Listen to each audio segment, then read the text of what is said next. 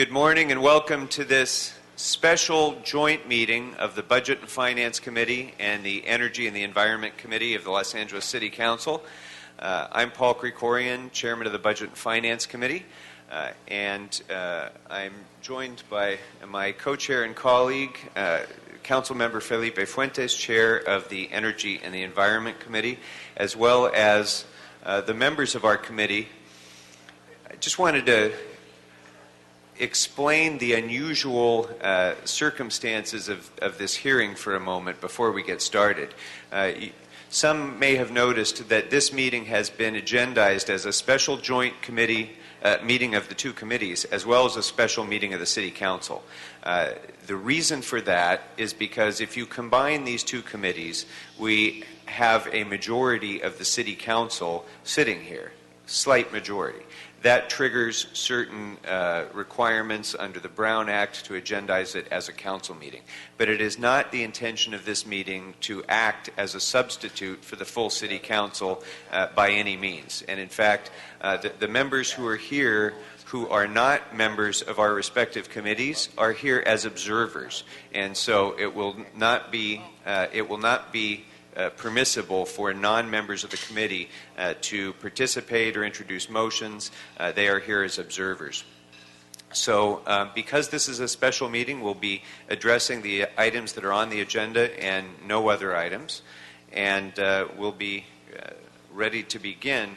I do want to just mention that I want to thank the members of the Budget and Finance Committee who are here, Councilmember Paul Koretz, Councilmember Mitchell Englander, Councilmember Bob Blumenfield, and I'm not sure if Mr. Bonin is here yet or not. I think he might be on his way. So with that, I want to turn the microphone over to my co-chair, Councilmember Fuentes, whom I had the great pleasure of serving with in the California State Legislature on the Utilities and Commerce Committee, which he chaired and was instrumental in many, many significant efforts dealing with the Department of Water and Power and energy and water policy in this state. And I couldn't be more pleased to be co-chairing this hearing with him today. Mr. Fuentes? Thank you, Paul. I share the same sentiments. Mr. Krikorian and I had the opportunity to work on very significant legislation in Sacramento under his leadership. The Renewable Portfolio Standard, Mr. Krikorian, would not have been a success if it hadn't been for your leadership, and ultimately we were able to get that legislation enacted into law.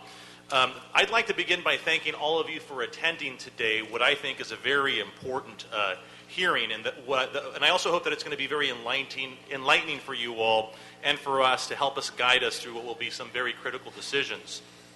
I really believe that we have an incredible opportunity here before us, but I want to start off by talking a little bit about why we're here, how I think the city's elected leadership can be a part of the solution, and how I'd like to see us handle our decision-making process. The process that has been set up today is extraordinary. As Mr. Krikorian was mentioning, it's a process that has been designed to deal concurrently with a lawsuit on the issue of reciprocity and a proposed memorandum of understanding with the City of Los Angeles' utility and its bargaining unit. I think it's indicative of the extraordinary care that we are taking to ensure that we are transparent and prepared to make the best choice possible for the long-term benefit of our city, our constituents, and our ratepayers. A lot has been said about what this hearing is about. I want to make sure that we all are very clear on exactly what's in front of us.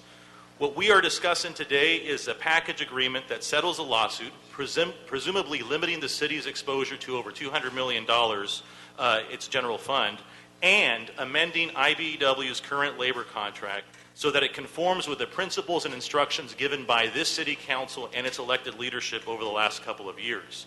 The question then before us is it a good deal? Does it go far enough?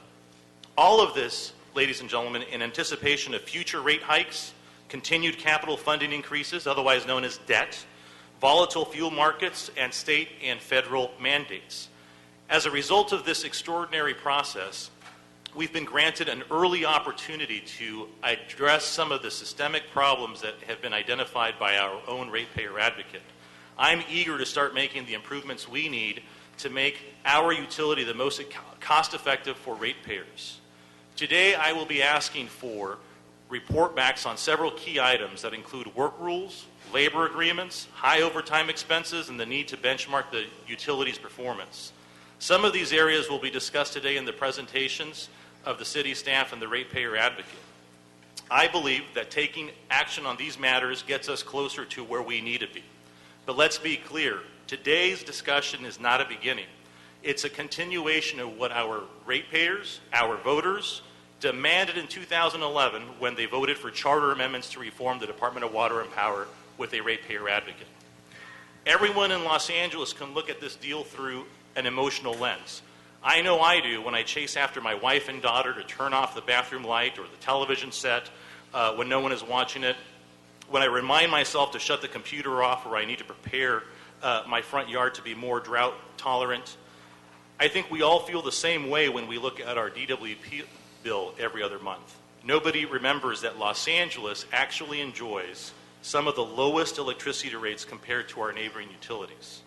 But how we measure the effectiveness of this utility and its leadership should not be judged on how we feel when we tear open that envelope every other month. What should dictate our decision-making process is if at the end of the day we can say that we got the best we could for our city right now. Did we mitigate the cost to ratepayers right now? Did we do right by them right now? If we operate from an emotional perspective, then nothing will ever be good enough and we will succumb to inaction. And that's not what we were elected to do. I look forward to hearing from staff today. I look forward to hearing from our ratepayer advocate, and I am so glad that you are here with us today. I am especially glad to hear from the community. Your testimony, your insight is going to be tremendously influential to the decisions that are going to be made by this body. Thank you. Thank you very much, Mr. Fuentes. Thank you for those comments. This is a very unusual hearing. We don't typically hear labor contracts in open session like this before they've been agreed to or ratified. This is an unusual circumstance because of the unusual times and unusual opportunities, I think, that we're looking at right now. There's a clear demand by the people of Los Angeles to continue to reduce the cost of government overall and to continue to reduce the costs of this utility. There's a continuing demand by the people of the city to reform the DWP, and some steps have been taken in that direction, but clearly much more needs to be done, as Mr. Fuentes alluded to, with regard to work rules and many other circumstances. So this is a beginning of that, but it's a continuation of that important discussion. Mr. Fuentes mentioned it's not the beginning, it's also not the end, because whatever we do with this contract, there is going to be a continuing need to be vigilant in developing those reforms for the DWP. Today, in evaluating this contract at this moment, this proposed contract, I'm certainly going to be looking to determine whether or not there are significant savings for the ratepayers, significant savings over the status quo, and also whether or not there might be significant savings by some hypothetical better deal that might be obtainable out there. And we're going to explore that. We're going to explore the possibility of getting those sorts of hypotheticals. I'm going to be looking to whether or not we are continuing the path we've been on towards pension reform in this city. And the proposal before us addresses pensions, and we'll be discussing that. I'm certainly going to be very interested in aligning DWP salaries more closely with the other hardworking city employees who are doing similar jobs for less money. And the pay inequity that has been widely known between common classifications of the DWP employees and other employees is something that we simply have to address in this city. And we'll be talking about what this agreement does with regard to pay equity. And of course, we'll also be looking to see what opportunities there are for continuing reform with regard to work rules and other conditions at the DWP. So that is going to be the direction of this conversation. This is not going to be about whether we like or don't like a particular union or its leadership. This is going to be a clear-eyed analysis in the light of day with the public here and participating as to whether or not this particular proposal makes sense for ratepayers, period. So with that, I want to also recognize that we're joined by Council President Herb Wesson, and I'd like to offer the floor to the Council President for an introduction. Thank you, Mr. Chairman. Before I get into the introduction, I kind of want to set the record straight a little bit. Now, I'm fortunate to be the quarterback of this team, so a lot of times the press comes to me as if I came up with all of the ideas and how we should move forward. I want to make it crystal clear that that is not the case. Knowing how concerned Angelenos or customers are where it relates to DWP issues, and knowing how the Valley in particular has strong feelings and concerns over this issue, what I did was I turned to Valley Council members and said something very simple, something that they understood. I said, help. And that's the truth. So I went to Felipe, I went to my dear friend Paul, I went to Bob, I went to Mitch Englander, and I said, help this council. Advise us. Would you lead an effort to ensure that the conversation on this issue continues? They agreed. They should be given recognition for all of the hard work that they do. So even though the press may not give it to them all of the time, be assured I will, because I appreciate it. Do me a favor before we get into this hearing. Would you give these individuals the round of applause that they truly deserve?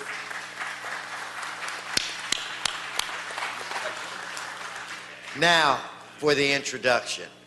We have some very special visitors with us today from the East Coast. They've come all the way here to watch one council member in particular, one who has caused them pride, and I guess they can go back to New York or whatever it is and boast. But anyway, we have family members from the Bob Blumenfield family that are visiting us today from New York. Would you please stand and would you please give them a welcome? Stand. Don't be shy. We're not shy in Los Angeles.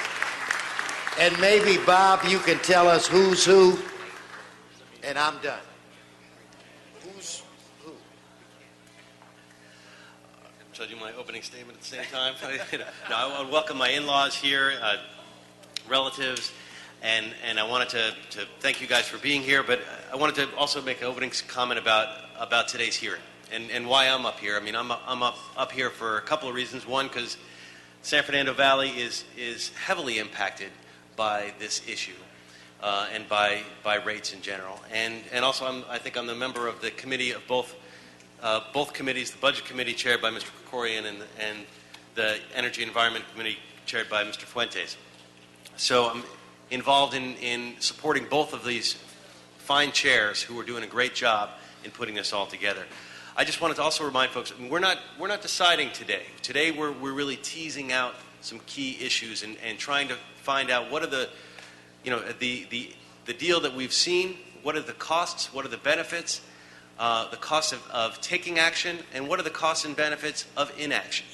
Because there's no real free ride here. You don't take action, there's going to be costs. You do take action, there's going to be costs. There's going to be savings either way. And at the end of the day, it's about the ratepayers and about how we can do best by our ratepayers and create the most effective utility in the nation, ideally, but to make DWP, which already does a great job in many ways, to make it even better and to make it cost effective for our taxpayers. So that's why I'm here and happy to move forward with the hearing. Thank you very much, Mr. Blumenfield. Any other members wishing to make introductory comments? I'm on the committee, and it's not about this utility, it's about our utility. Over 100 years ago, water came to Los Angeles that fed the Pueblo, and it came to the San Fernando Valley. And I'm proud to represent the San Fernando Valley, Sherman Oaks, all around there, Toluca Lake. So this is important. And it's important we do the right thing as we look for the infrastructure that's so important. The centennial of the aqueduct, that some of the pipes are as old as the aqueduct. So these issues are very important to us, that we do the right thing. And this is a unique opportunity to listen, and especially from the public that is here. But no, this is our utility that helps everyone from San Pedro to Chatsworth, from Boyle Heights to Venice. So I wanted to remind people about our responsibility as we do this, and also that somewhere out in the desert, someone's 95 feet high on a utility pole, as you mentioned, Councilman, doing the work right now, bringing the water, in the creek where the water starts from, which you got to see if you're in California, family. You got to go up, and you got to see the creek in Lee Vining that starts to flow to the Pueblo. Thank you, both chairs. I'm looking forward to this because it will be important to get the right thing done for the future of Los Angeles, because we're all investors. And I also want to let us know, too, that we benefit from the transfer that all of us get, as it could be seen as property tax, that Los Angeles Water Power transfers to our general fund every year. Thank you, both chairs. Thank you. Thank you, Mr. Labange. Mr. Koretz, would you like to... I'm sorry, Mr. Labange? Mr. Koretz, did you want to have any opening statements? Mr. Koretz, any opening statements? Very good. That is all for my committee. Any other members wishing Mr. to? Weiser. I'm sorry, I didn't see you there, Mr. Weiser. All right. Thank you, members. So with that, I'd like to first invite up our Chief Legislative Analyst, Jerry Miller. Mr. Miller prepared an analysis of the Ibw proposal dated August 9th. That analysis was made available to the public and to the media in an effort, again, to try to provide as much openness to this process as possible and to actually have the facts of the proposal as it was presented available to the public. And so Mr. Miller here is now to present the findings of that report and then to take any questions that members may have. Mr. Miller, welcome. Good morning. I'll start off with a brief summary, and then we will get into some more detail, and then, of course, as you said, are available to answer any questions you have. We approach this really with 4 threshold questions in mind. The first is, does the proposal substantially conform to the principles that were established by the Mayor and Council in approaching labor negotiations really over the last number of years throughout our general fund crisis? And our analysis finds that the answer to that question is yes, it does, in fact, conform to those principles. The second question is, of course, how does the potential outcome of the litigation relative to pension system reciprocity impact decision-making? Again, we'll get into more detail on that, but this is not being driven by the litigation. The fact of the matter is that the litigation provides an opportunity to accomplish a lot of policy goals, while at the same time, should the council choose to settle that litigation, eliminate any risk whatsoever. The third question is, does the city have a reasonable expectation of achieving better results in an open contract negotiation? As has been stated, there is a current contract that goes through June of 2014, and there is a cost of living increase that's scheduled for October 1st. And in light of that, we believe the answer to that is no. We think it would be very, very difficult to achieve the same results in open contract negotiations.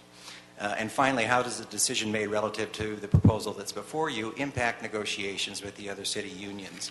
Virtually all of our contracts are going to be open for negotiations, and it's important to note that our general fund budget continues to have projected deficits over the next several years, assuming that there are no cost of living increases for any employees over the next 3 years. That would include sworn as well as civilian. So we do believe that this proposal would provide a strong framework for entering into negotiations with the other unions to accomplish what we need to accomplish for our general fund structural balance. Now I'll turn it over to Sharon to get into a little more detail on the first question. Yes, good morning.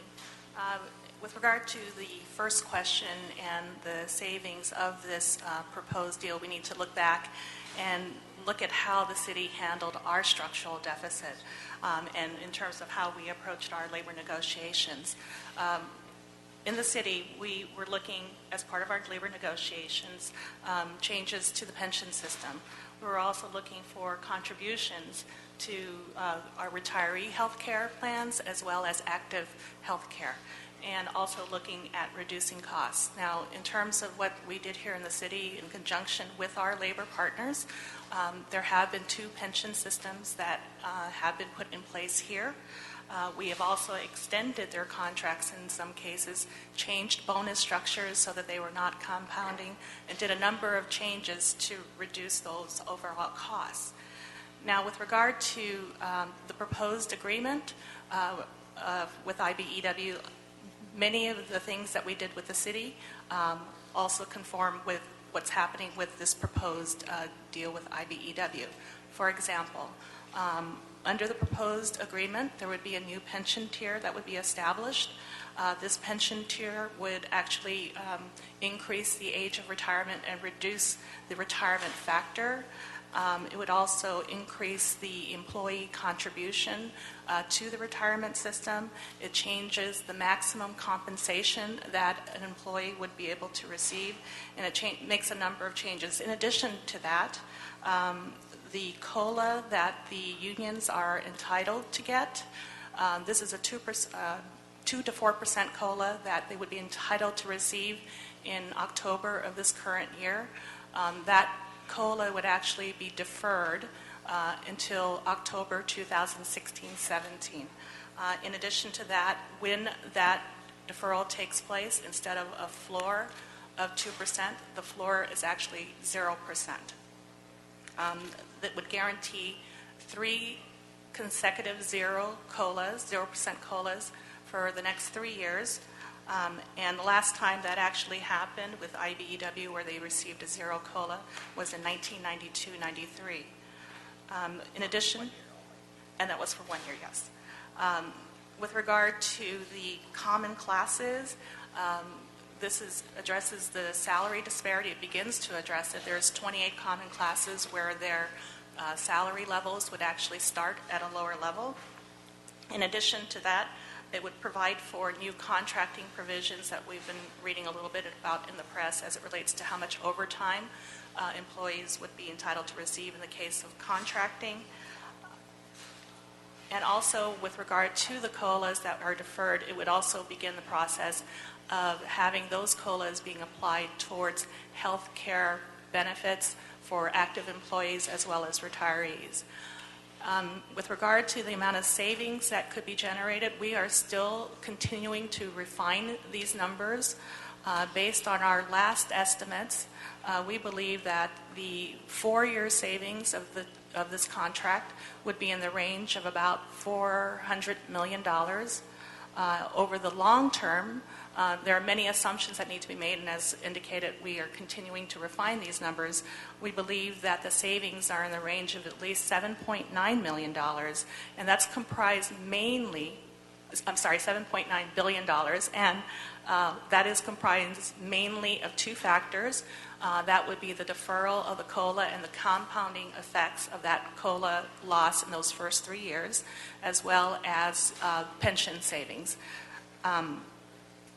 What we do know for certain is, with regard to our health care contributions by DWP employees and the way it's structured under this proposed deal, the DWP compensation for the employees will not change. But what we do know under this proposed deal is that it does stop a scheduled pay increase. As a result of stopping this pay increase, it will actually have an impact on proposed rate increases that would be happening, and it would reduce those rate increases. And so as a result of that, based on preliminary analysis and based on this $415 million savings in the first 4 years of the proposed agreement, we believe that the water bills would actually be about 1.8% to 2.6% lower than what would have been necessary. And with regard to electricity, the rates could be to 1.2 to 1.8% lower than what is anticipated in the future. It is important to note that this proposed agreement is not a final action, that there are a number of actions that need to be taken in order to actually effectuate this proposed agreement, such as it would require ratification by IBEW. It would also require the board approval of the MOU as well as the new pension tier. And it also requires a formal settlement agreement with regard to the pending litigation.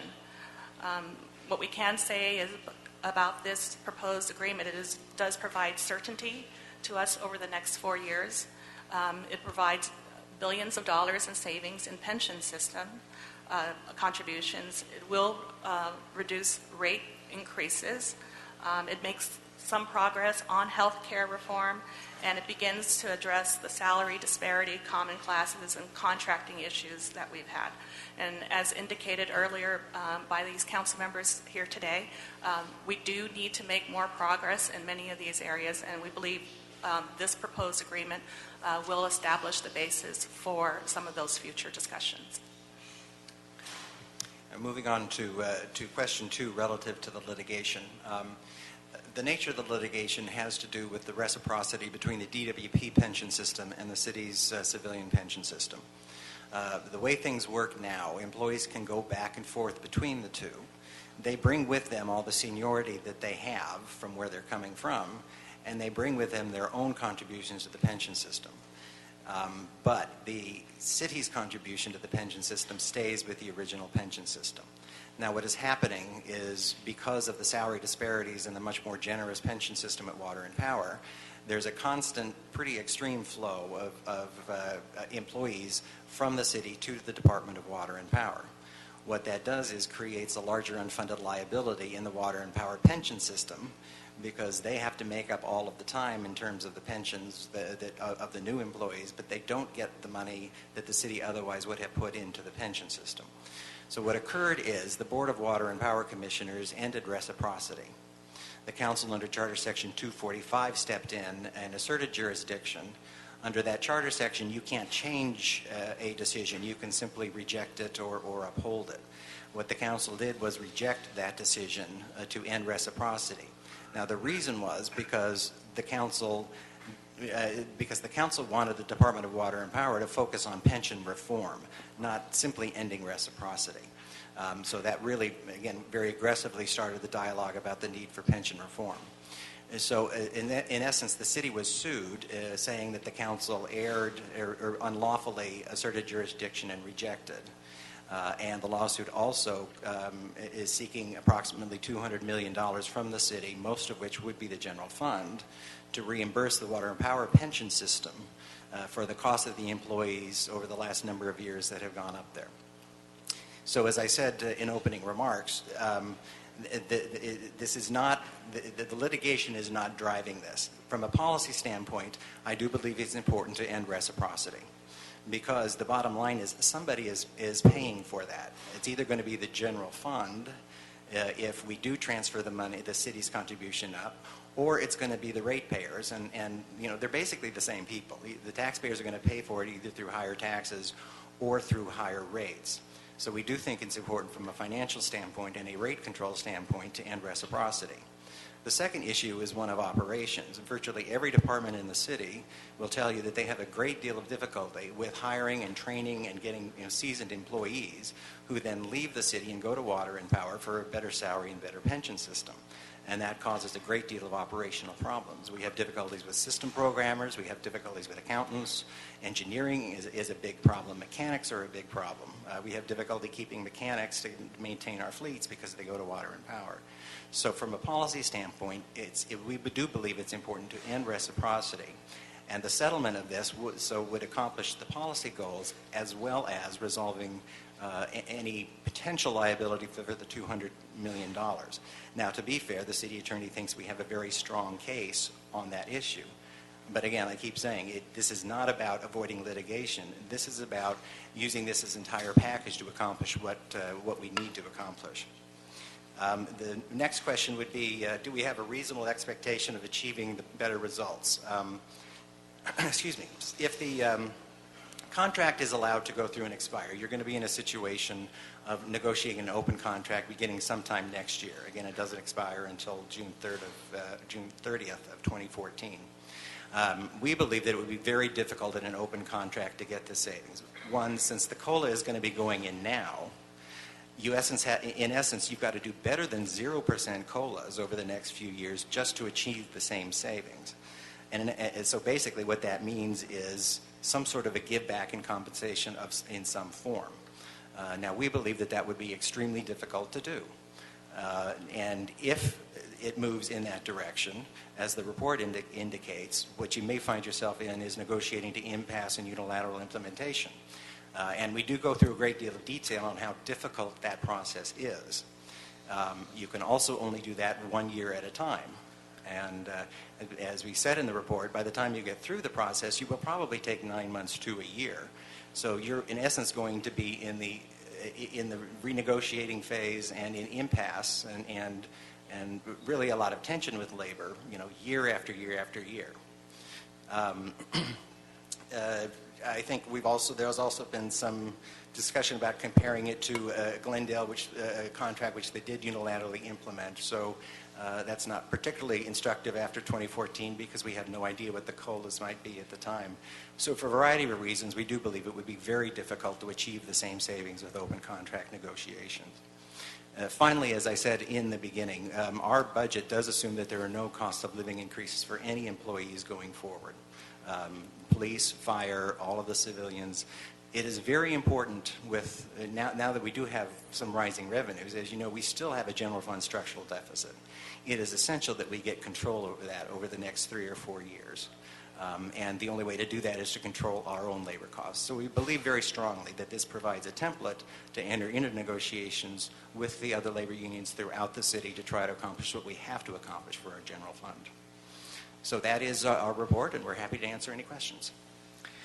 Thank you very much, Mr. Miller and Ms. So. Members, there are a number of members of the council here who are not members of either committee, and I just want to reiterate that you're free to ask any questions you may have. You just simply can't take an action as a member of the committee, introduce a motion or so on today. But by all means, we want to make sure that every member gets an opportunity to ask all the questions that you may have about this report. So why don't we begin with questions from members of the committee. Mr. LaBonge.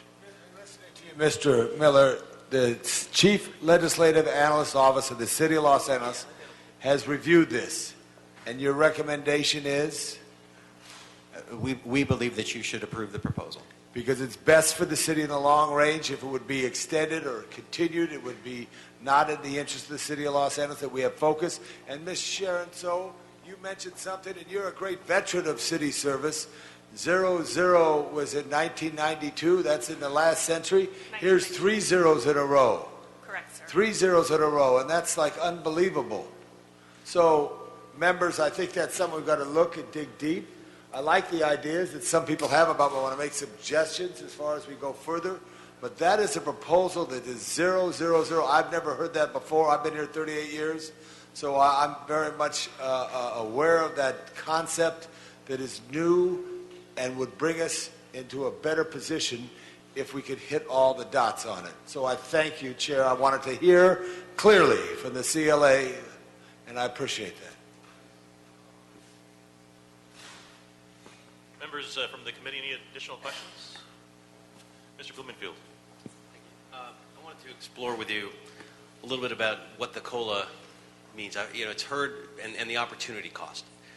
Because as you mentioned, if we don't take an action, this type of deal, then automatically on October, given the previous contract, we'll see a raise that automatically goes in place for whatever the CPI is, somewhere around 2% next month. Then, so the question is, the deal on the table says you defer that 4 years to whatever the CPI is in 4 years. And I'm trying to understand, and for a lot of reasons this could save us a lot of money. Clearly, if the CPI is the same as it is now, we'll have deferred it for 4 years, and we'll have all those savings and the compounding impact of those savings, and that will be great for the future.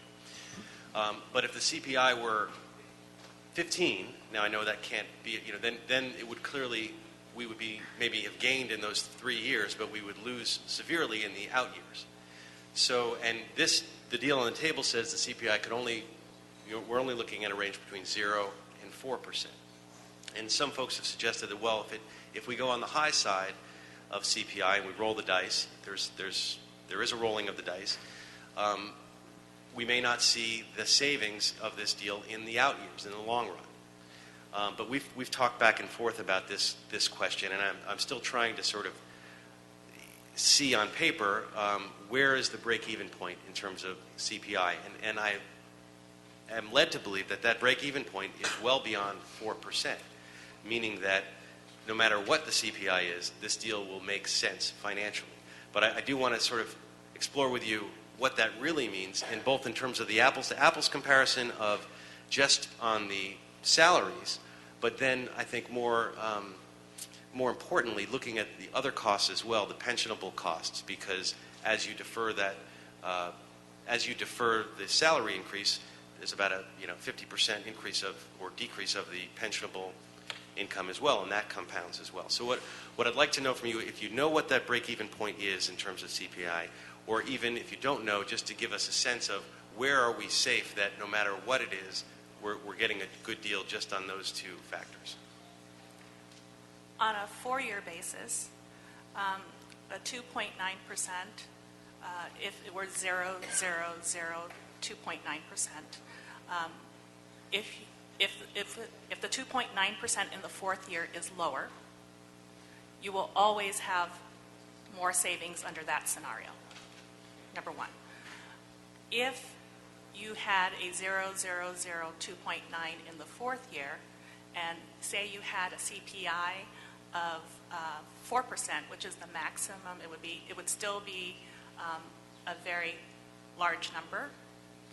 We have not calculated that number, but in order to get to a break-even point, like say if the COLA kicked in on 2% in the first year, you are correct that based on what we have today, that last year COLA, the break-even point as you refer to it, it would have to be much higher than the 4%, which is the maximum that would be permitted. I don't know if I made that clear, but essentially what we're trying to say is that you have a 2% that's guaranteed right now.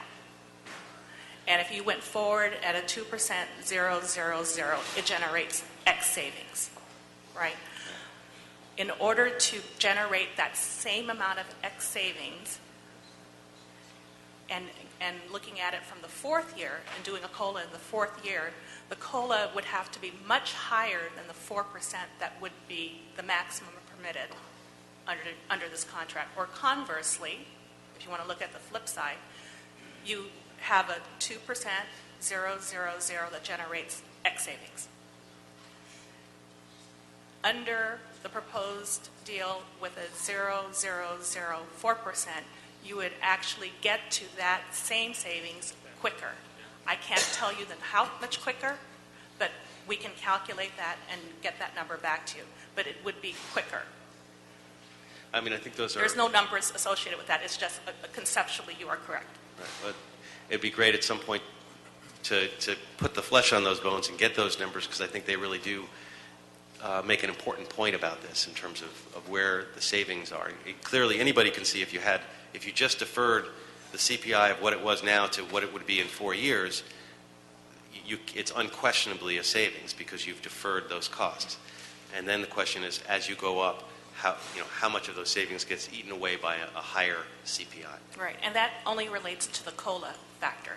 We haven't included the other factors that are associated with this proposed agreement as it relates to Tier 2, as it relates to the contracting, common classes, et cetera. But that only relates to the COLA discussion. And all the intangibles, how much, if you're looking at a cost-benefit analysis, how much do you actually weigh on the intangibles and the other pensionable facts? But even just getting the straight dollars to comparison would be very useful.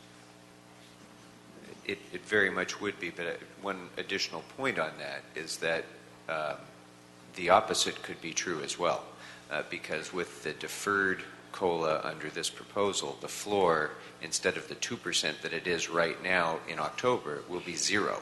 So in the event that the COLA in that fourth year is in fact less than 2, it could be an actual year-over-year savings aside from any of the cumulative effects of the savings over the course of those 4 years. So while it may in fact be the case that the COLA 4 years from now will be higher than 2%, it isn't necessarily the case. Mr. Fuentes? So, and I think the bottom line is that we've got to figure out how to sort of apply a metric here, how soon, how fast do we get. But it sounds to me, at least from a salary perspective, there's a real net benefit with the deferral, and so I'm pretty comfortable with that. I want to talk about sort of the going forward basis in terms of how this structure of the deal actually helps us make ground on what I think you all have studied for many, many years in terms of sort of commensurate salaries between this agency and the rest of the city of Los Angeles. Now, you know, I find it interesting to sort of make the comparisons to city employment, but like Mr. LaBonge was pointing out a second, there are some very highly specialized workers at the utility. I don't know how many, but I know it's a lot, that really we couldn't send out any city personnel to do their job. So while it's an interesting apples to orange comparison, I think, that's been made recently by the controller, I want to sort of get a sense as to how we make up ground on some of the salary compaction, some of the salary and class disparity that we've talked about in those areas that are actually common to the city of Los Angeles. I know that we've talked about, I think the number is 28 new classes in their reform, 28 out of sort of how many that we should be comparing between the agencies would be question number one. And two, understanding that it's a reform that is good from your perspective in all of the analyses that y'all have had to have done in the past about sort of comparing for the better part of 10, 20 years now. How much ground are we making up from your perspective in a going forward basis so that we actually get to a place where those classes that should be parity in those classes, how much of that sort of workload are we getting to with this deal? Well, in terms of the total number of common classes, I know you'll be hearing from the CAO. I don't have that number off the top of my head. We can certainly get that to you. I think this is, however, really strong progress in that regard. What we are talking about here is having common classes that start at or in some cases below what city employees are making. For clerical and for some of the other, again, within those 28 common classes, as opposed to the significant salary disparity that exists today. Now, we do need to continue to work on that salary disparity, both with city employees, and I know that Dr. Pickle has also, looked at salaries relative to other utilities. But again, I think part of your dilemma and part of the judgment call here is with knowing what you have before you and understanding that this is going to be a long and involved process, and understanding that a lot of the savings and a lot of the taxpayer protections, ratepayer protections, are going to need to occur through changes in work rules and changes in the dynamic and how the utility is run. You need to weigh all of that with against essentially being in constant tension and negotiation with the unions. So again, we are talking 28. That's substantial progress that, again, is historic. I mean, I started with the city almost 30 years ago, and at the time, my position paid 6% more at Water and Power than it did at the city. And with COLAs, of course, comparatively, that's increased. So this is a very long and involved issue, and it's not going to get resolved in one contract. Very good. The other question that I had with respect to the structured sort of, or the proposed settlement that we've got before us, and it's probably more a CAO question than it is CLA, but the CLA is our advisory council, as is the CAO. But from your perspective, is there anything that prohibits us to sort of work forward towards these amending work rules, odd-hour shifts, that sort of thing? Is there any language, and this is probably a city attorney question as well, anything that prohibits us from doing this work going forward? Are we bound by this and prevented from any sort of future ability to manage the utility if we were to accept this deal? You are not. As a matter of fact, there is language in the proposed contract that specifically addresses the need to review and modify those work rules. And it's also important for the public to note that many of these things have occurred over the last 30 years in virtually all cases without the knowledge, of the council. So it's really a matter of getting into these individual side letters and amendments and assessing what those are. But there is specific language in the contract over the next 4 years to address those. There's also language that says by September of 2014, those that deal with compensation and salary disparity will be addressed. And so from your perspective, and I imagine there's many ways to sort of get to those changes, that analyses, is it primarily the work of the commission, the council, the mayor, all of the above? It's all of the above. Very good. Thank you. Mr. Kretz. Just one question to follow up on that, since I think it's no secret that I already think this is a great deal for the city and a great opportunity. I think the work rules are sort of the big outstanding issue. And I know we addressed it pretty well in this proposal. Is there any way that we could go further on work rules and nail down eliminating some of the inefficiencies and waste that we see in them without jeopardizing this deal? Is there a way to push the envelope and a logical next thing to focus on? Well, Mr. Kretz, I think I'd have to respond to that by indicating that you do have on your agenda a closed session. I mean, what you are now talking about really is getting into discussions are ongoing. They are continuing. And what you're talking about now is getting into the status of those discussions and negotiation instructions. So I really, it would not be advisable for me to discuss that in open session. Well, just in general, then I'll just say I think that if there are ongoing discussions where we try to get more out of this contract, I would look for that to be the spot to look towards and see if there's anything we can nail down more firmly. And I would remind the council at this point, just to reiterate Mr. Miller's advice to us, is that we will be in closed session at some moment, and the conversation for suggestions, instructions to our negotiating team will be had at that point. But for now, we are in open session, members. Mr. Englander. Thank you very much. And I want to also thank the committee for having this public discussion, which we have never done before. And certainly that I've ever been involved and have participated or even monitored these discussions. We've never seen anything like this. So I do appreciate that. And this really boils down to a couple things. And I think Mr. Fuentes hit the nail on the head. And that's really the rates and protecting our customers. It's been stated in the past that we're looking at future rate adjustments and increases no matter what because of infrastructure and investment, renewable portfolio standards, trying to meet all of those objectives and having to invest in cleaner fuel, all of those things that play into this. How does this deal impact or affect or benefit the pressure on rates? And particularly, and I ask that because in my district, we have the highest rates in the city because many of those folks are in the highest tiers because of the weather and the size of the properties out there and other conditions. So that's what I care most about, quite frankly, is the rates, is exactly what Mr. Fuentes said, is that every other month, the residents of this city open their DWP bill and they fall out of their chair. And while we might be competitive and we might have lower rates than other utilities in neighboring cities, you can't shop around. You have to use DWP. There is no choice. And so that's not really the issue of where our rates fall in line with other rates. It's the people of Los Angeles being tired of not knowing what the deals are and what's happening with all these additional benefits with these enhancements and pension issues. And so in this current deal, what does that do to affect the pressure on rates as these rate adjustments are going to be forthcoming immediately after this?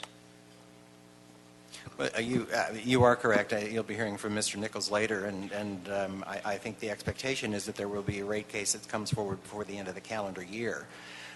You're also going to hear from Dr. Pickle about the PA consulting report and sort of the checklist of issues that the consultant and the ratepayer said needed to be addressed before moving forward with rate increases. And this does check on each one of those areas in progress. Now, what this does do, as Sharon indicated, is take some of the rate pressure off. There's no question about that, and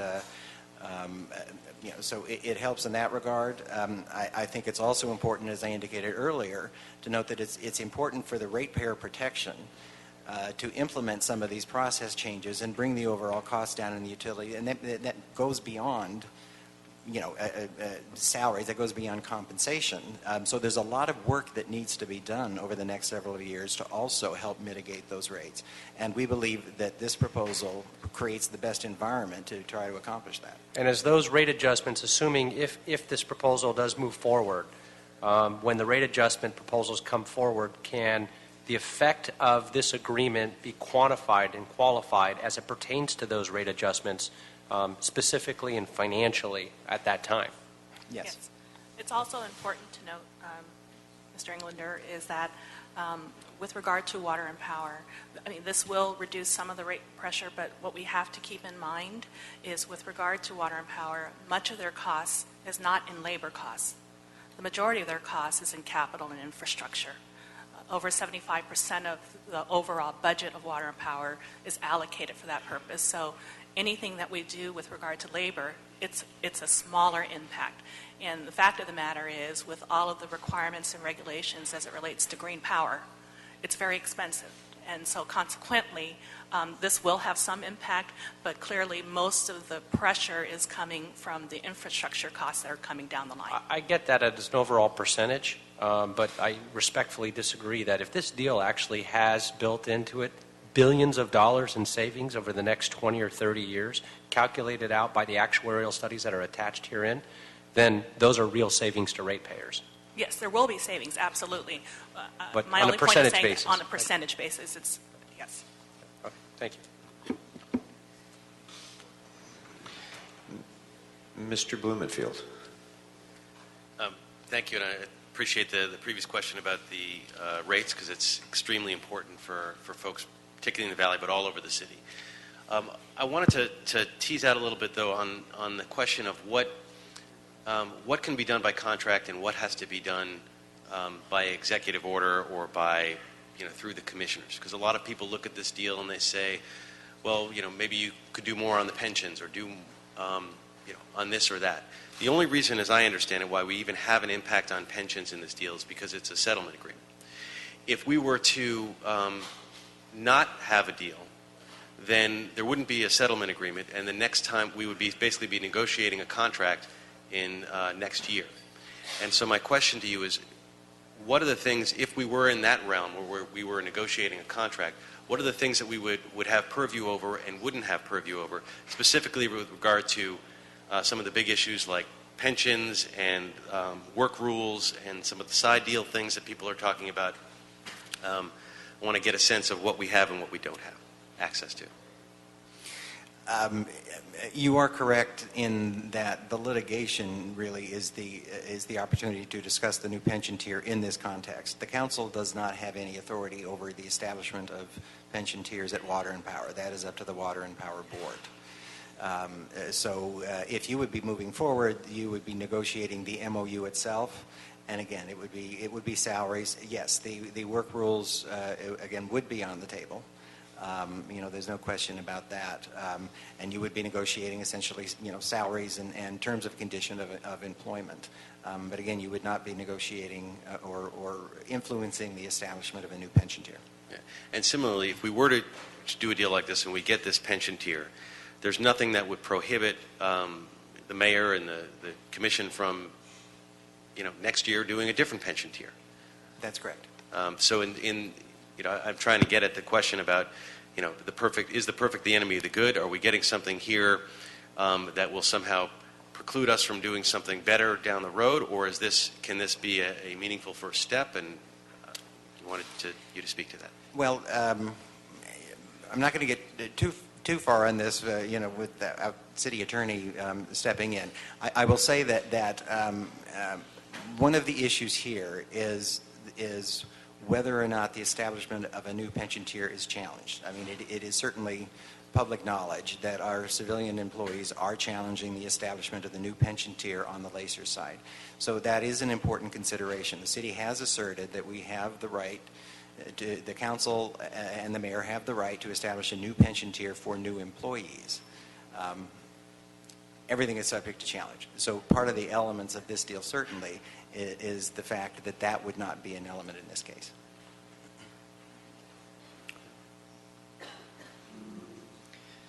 Any other questions from members? All right. Thank you very much. Sharon, Jerry, thank you for your analysis and your responses. I'd next like to invite up the CAO to come on up, Miguel Santana, who will provide some background on the savings calculations that have been assumed in support of this proposal, and also to answer any questions that members may have regarding the process in getting here, since Mr. Santana has been at the forefront of the actual negotiation of the proposal that's before us. So, Mr. Santana, welcome. Thank you, and good morning. Let me start off by discussing the last issue you raised, and that is the process. It's important to remind your committees that this process didn't just begin yesterday or the last 30 days or the last 60 days. In fact, it began well over a year and a half ago, almost 2 years ago, when your council adopted the last series of rate increases at the DWP. It was at the direction of your leadership and at the recommendation of the ratepayer advocate and my office and the CLA that we were asked to begin the process of addressing the major cost drivers in the department prior to another rate increase proposal. And as Mr. Miller has indicated, another rate increase proposal is likely to come your way by the end of the calendar year. So over the last year and a half, 2 years, we've been working with IBW to address those cost drivers. The second point of origin for this discussion comes from the reciprocity case. As Mr. Miller indicated, the DWP board unanimously and on their own decided to end reciprocity. And when they did so, your body indicated that while you were supportive in their effort to address pension reform, that the real way of addressing pension reform was in fact by adopting a new pension tier. And because you do not have the authority to adopt a new pension tier at the DWP, you requested that prior to any reciprocity that they in fact do that. So it's those two processes or beginnings that really started this conversation. And so what's before you is today is a discussion of a tentative agreement between the city and IBW. This is one step of many steps that will need to proceed over the next several weeks. Should the leadership of this city approve a tentative agreement, then the next step would be is that the union would ratify it.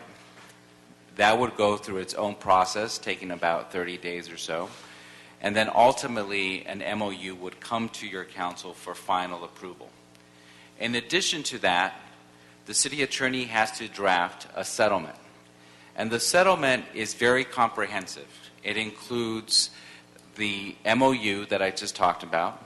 It also includes a new pension tier that ultimately has to be adopted by the DWP board.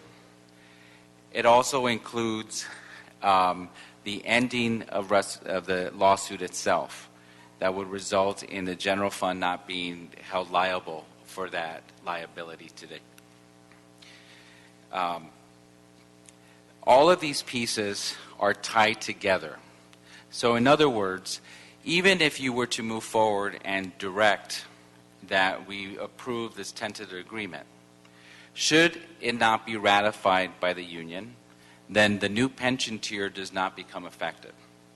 Or if, in fact, it does get ratified, but ultimately the new pension tier is not adopted by the DWP board, then nothing moves forward. These are all tied together and all have to proceed while on different time frames. They all must be reached conclusion for the entire thing to become effective. Now on the substance itself. Mr. Santana, before you move on to that, just if I could ask you the converse then of what you just described in the process. In the event that this city council were to reject this proposal, or if the mayor were to veto this proposal, or if the union were to fail to ratify this proposal, then can you speak to what would happen in the event of that failure to go forward with regard to the continuing existing contract as well as the litigation? So in relation to the litigation would move forward, and it would go through its process that the city attorney could walk you through. It's not clear how long that process would take, and it'll probably be more closer to years than it is to months. And it's a significant piece of litigation because it brings to the center of the table the question about governance and authority. And so it has significance on future of the city. In terms of the contract itself, the IBEW members will receive a raise on October 1st, and then the contract expires at the end of the following year. And prior to that, we would begin the conversation of negotiating a new MOU. That would take several months to work on, and that process, you're all familiar with, begins with a set of bargaining instructions that we receive from the ERC. In relation to the new pension tier, which is also part of the settlement agreement, as Mr. Miller indicated, only the DWP board has the authority to adopt a new pension tier. So that question would not come before your council for consideration at any time. So we would have a raise that goes in effect in October. We would lose the ability to secure a new pension tier in order to advance pension reform at the DWP. Those would be two consequences of failing to move forward on this, among others. And we would still have the uncertainty of the litigation. So the litigation would proceed forward. Our city attorney feels confident that we will be successful, but until it's resolved, that uncertainty would remain.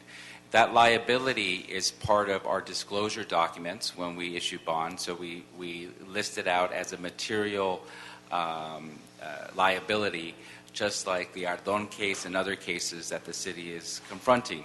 So that will continue until ultimately that litigation is resolved. Thank you.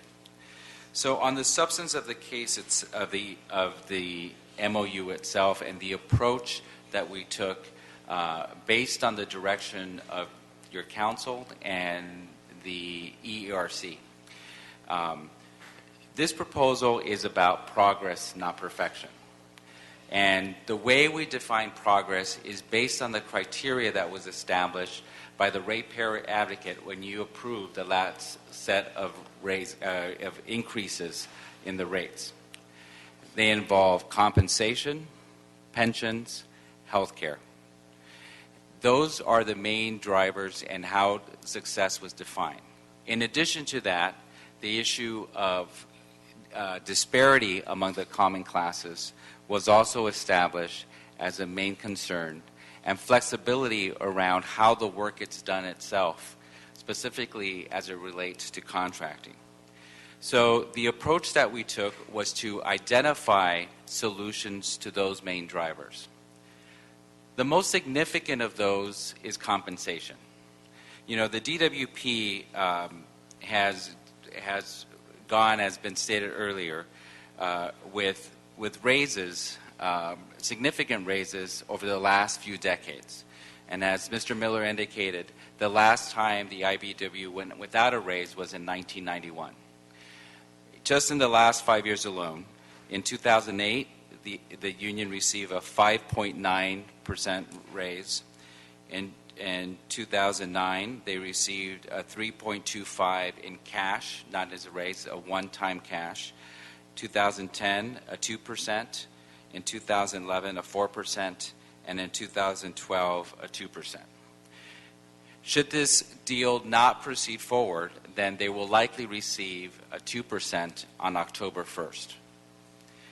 So in order to maintain control over compensation, our objective was to push out the raise that they're entitled to receive on October 1st as far as possible. And so we were successful in pushing it out for 4 years. And in that time in between, they'll receive 3 consecutive years of 0. Why is that important? Our pension, our bill to the pension system is based on the percentage of overall compensation. It's a significant percentage. It's about 50% of the total compensation that we pay. So another way of looking at it, for every dollar we give a DWP employee in salary, the department has to identify an additional 50 cents to cover the pension cost. And so a 2% raise is significant because it has a multiplier effect in it. It's not just the raise itself. It's the raise plus an additional 50% that gets added to the cost of the department and ultimately has to be paid by the ratepayers. And so the best way of controlling our pension costs for current employees is by actually controlling compensation and to maintain compensation flat as long as possible. And this contract does that for a period of 3 years. Now, in relation to the question that Mr. Blumenfield asked about the 4th year and when ultimately is the tipping point, the best case scenario is to have certainty. At the time, we don't have it. The certainty actually, now what we have is a range between 0% and 4%. Reaching certainty in the 4th year helps bring clarity to the question that Mr. Blumenfield has raised and a goal that we should seek to achieve. In relation to pensions, there's a lot of talk about pensions, and pensions are incredibly complicated. But the one thing that people often forget about pensions is that the pensions that current employees were promised on the day that they started working for us, they're entitled to receive. It is their vested right. Even if the union agrees to significantly increase or make changes to the pension systems of current employees, an individual may still have the right to challenge that. There's state law that further validates that point, that it's being currently challenged by the cities of San Jose and San Diego. And so where there is certainty when it comes to new employees, those individuals where we have not made that promise to, the law doesn't require that we make that promise forever. It simply says that if you were given that promise on the day you started, then the government must guarantee that promise. But if you don't currently work for the city, then a different kind of promise can be made. And so what this new pension tier does is establish a new threshold, a new tier, with a different set of requirements and rules that is perfectly within the law, and our city attorney frankly believes that we could do on our own. When we started the conversation of pension reform in the city with our sworn personnel, with our civilians, and with DWP, we had a disagreement about the process itself, whether it should be meet and confer, where we ultimately have to go engage in an extensive process, or does ultimately the city have the right on its own to establish a new pension tier for employees that do not work for us today? And so that conversation didn't stop there. What we were directed to do is to engage with labor and said, we know we disagree on the process, but let's put that issue in a box and try to find a consensus that we both could live with. We were successful with the police and fire unions, and if this settlement proceeds forward, we would also be successful with IBEW. And why that is important is because this new pension tier will become effective at a time that the department in a time where the department intends to hire aggressively. Mr. Nichols will come and tell you that a significant portion of his workforce is retirement eligible and will likely turn over in the next 4 years. And so if in fact you can engage in pension reform with those people that don't work for the city today, then it's better to adopt a new pension tier as soon as possible, so you are making a different kind of promise than the one that is currently established. And so that was a mainstay of this approach. The template that we use was in fact the template that your council imposed on our side to our city employees. And in the course of these discussions, we were able to reach 90% of what we had established. The changes are minor. Instead of age 65, age 63. The main pieces remain the same. The most significant is that for retiree health care, the benefit is guaranteed currently for both an employee and his or her spouse. The new pension tier on both sides limit that to only the employee.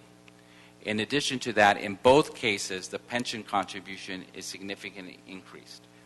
And so the similarities are significant, and thus the savings are significant. Now, as it relates to the common classes, there was a question about how do we approach the common classes. There are about 200 common classes that exist between the city and the DWP. They exist by name. When we began this process, we looked at those common classes, working with the department, and started identifying those that are, in fact, while they may exist by name, there are ways in which those classes are applied that are actually distinct in the two agencies. And we also limited the conversation to entry level. So when you focus on just entry level alone, we're now talking about 60 or so common classes. There are 28 common classes that we are adjusting to reflect either the same or less, in most cases, than the starting salary of city employees on our side.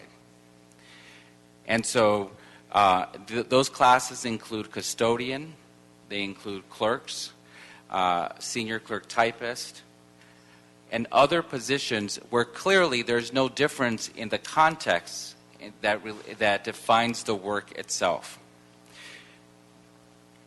The other piece of this agreement is in relation to reciprocity.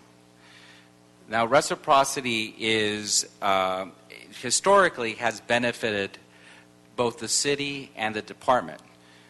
We are one family, and employees transferred back and forth for many, many years. In more recent years, there's been more employees, a significant higher percentage of employees transferring from the city side to DWP.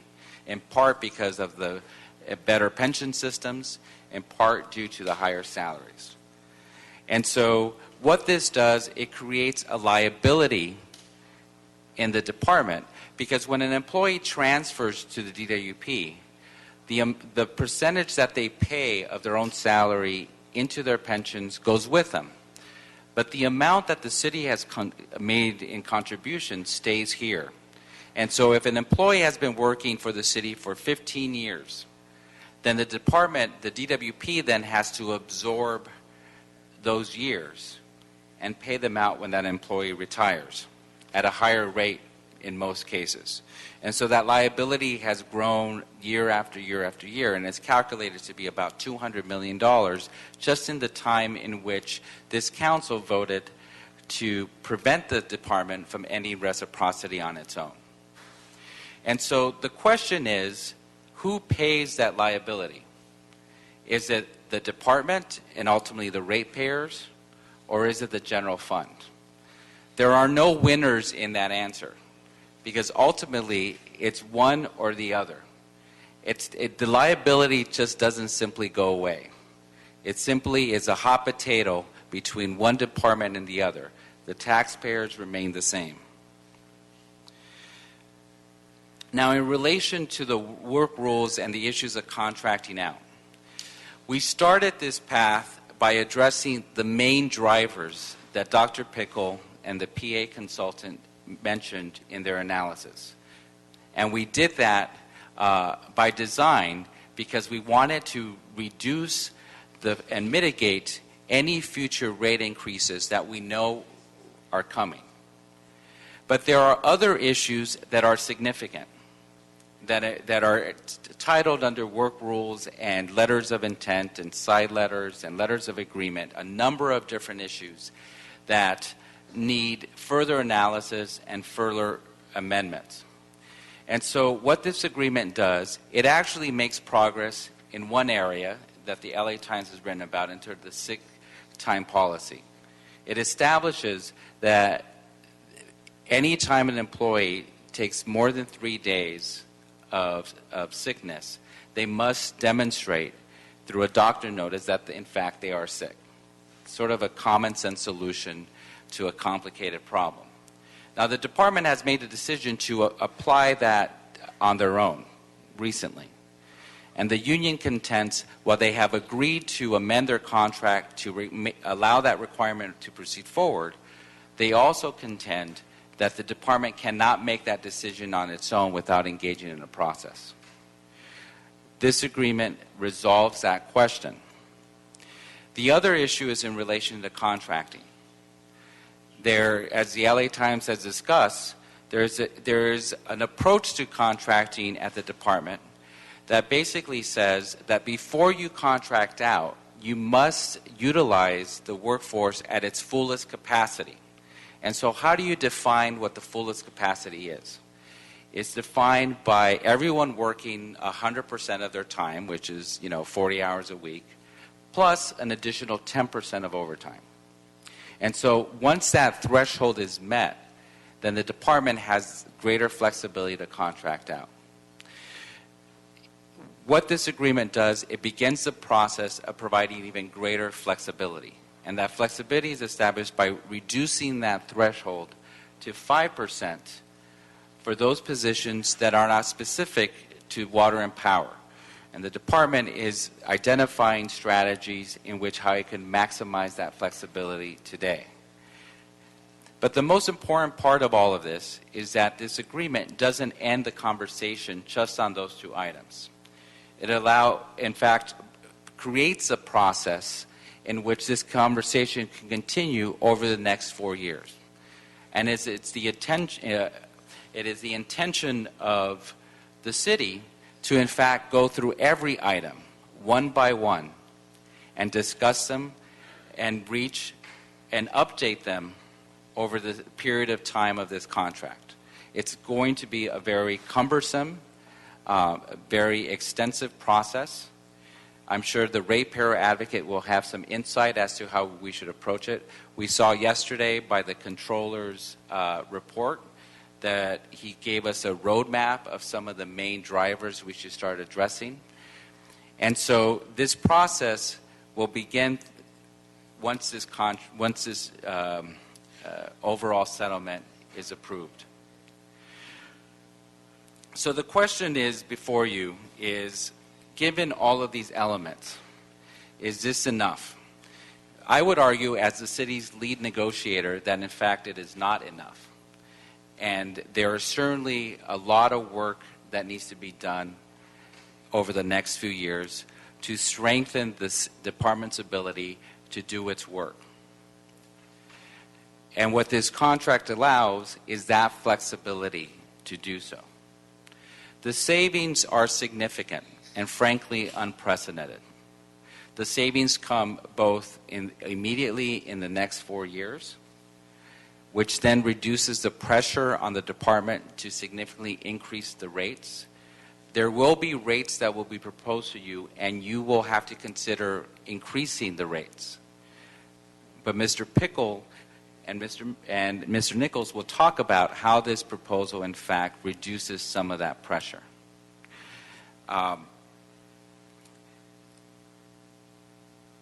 Most important in all of this is the fact that through the approval of the settlement, it begins the process of addressing those main drivers.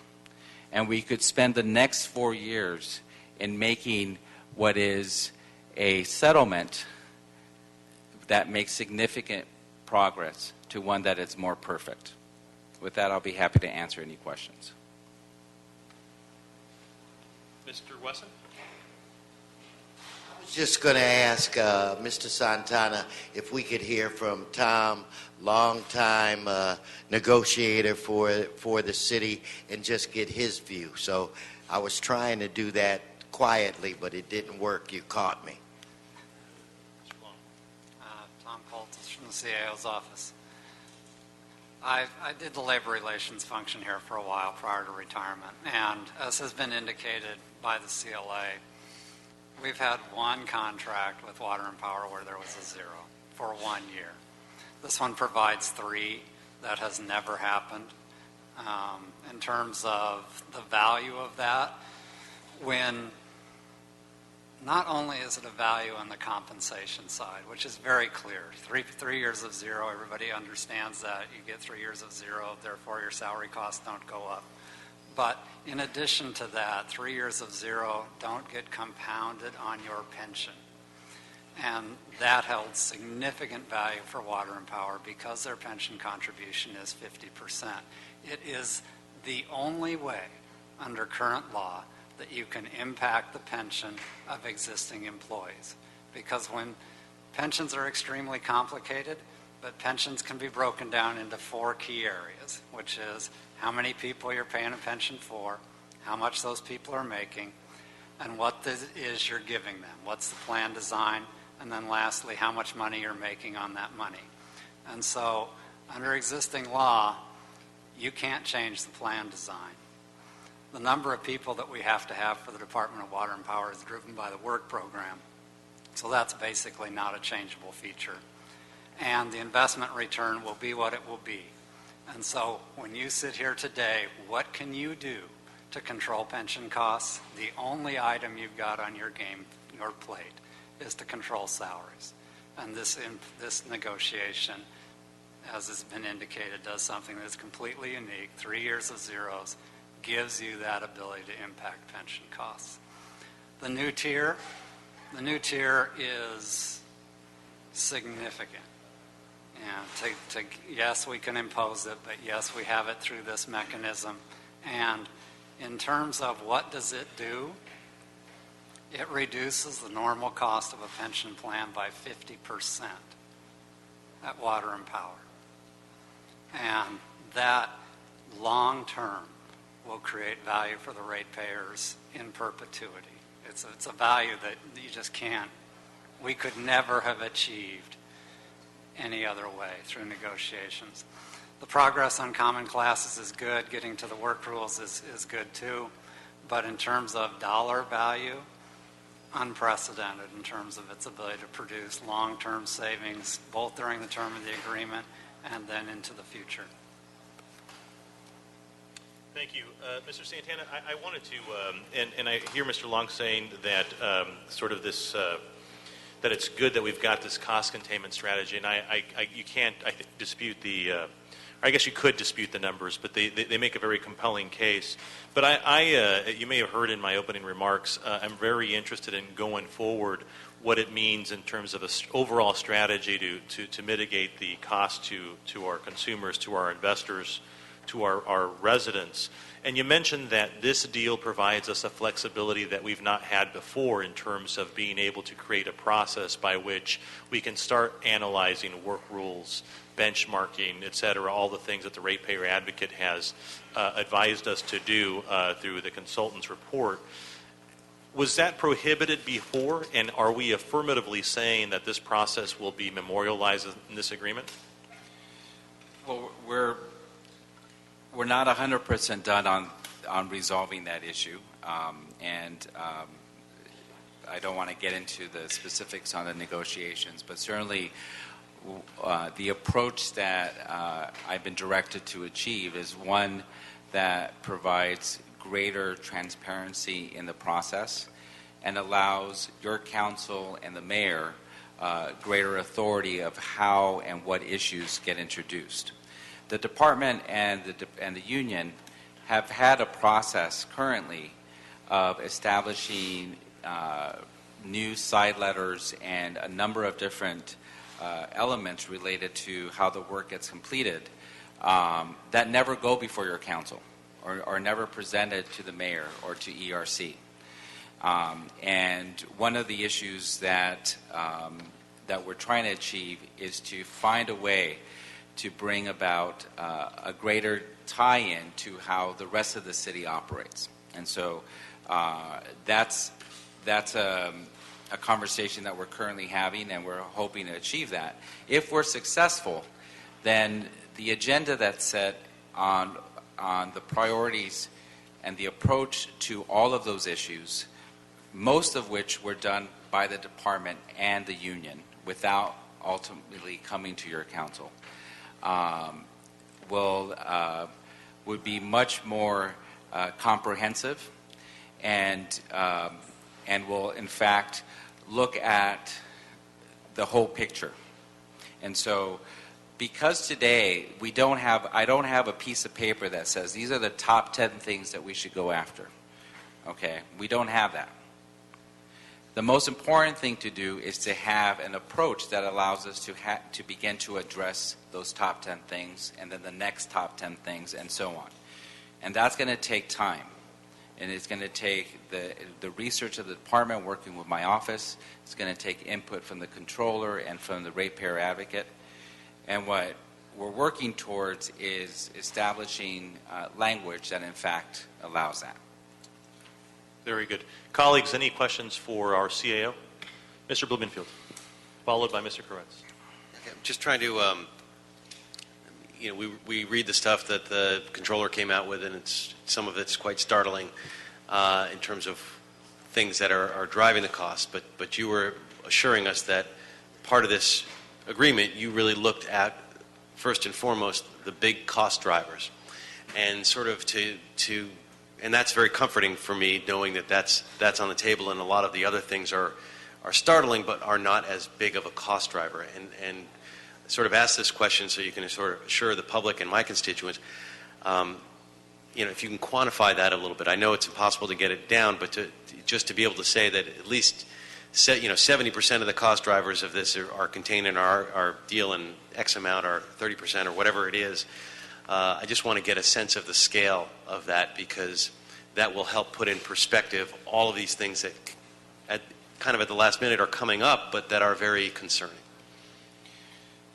Well, I think it's important to put that issue in context. So if you look at how much it costs to run a utility, and Mr. Nickel could go into greater detail of this, labor costs are significant, but they're 25% of the overall cost. In contrast, on the city side, labor costs are between 80 to 90% of all costs. So even when you sort of look at which piece of the pie we're talking about 25% of the overall cost of running the utility. Among that piece of the pie, the biggest pieces are compensation and pensions. Those are the two so compensation, again, is the basis, and whatever the dollar amount is that the department pays in compensation on an annual basis, they have to add an additional 50% just for pensions alone. And so by far, those two pieces are the most significant in making up the overall labor cost for the department. So it is no accident that when we approach these discussions, we focused on those two things, just as Tom indicated. Containing labor costs and compensation by pushing out a COLA that they're entitled to receive for 4 years, and thus reducing our pension costs significantly over that period of time. Then beyond that is the new pension tier. Now, during the debate about establishing a new pension tier on the city side, one of the arguments against it was, the savings are insignificant because we're not hiring people. Not entirely true. We are hiring people, but we're not growing the size of the city because of our fiscal crisis. At the Department of Water and Power, they will be aggressively hiring over the next 4 years, because a significant portion, I think it's up to a third of their workforce today, is eligible to retire. And what's likely to occur should the settlement get approved, if you're eligible to retire today, and you know that there are 3 years of zero that are before you, and if you retire, you actually get a guaranteed COLA as a retired individual, what decision are you going to make as to whether you're going to stay working for the department or are you going to seek to retire and receive a guaranteed COLA as a retiree? And so we actually believe that should this settlement get approved, it's going to increase the number of retirees over the next 4 years, creating more opportunities for the department to hire new employees under the new pension tier, which makes it more cost effective and which generates greater savings faster. And so that was the approach that we took for that reason. Mr. Bloomfield, any additional questions?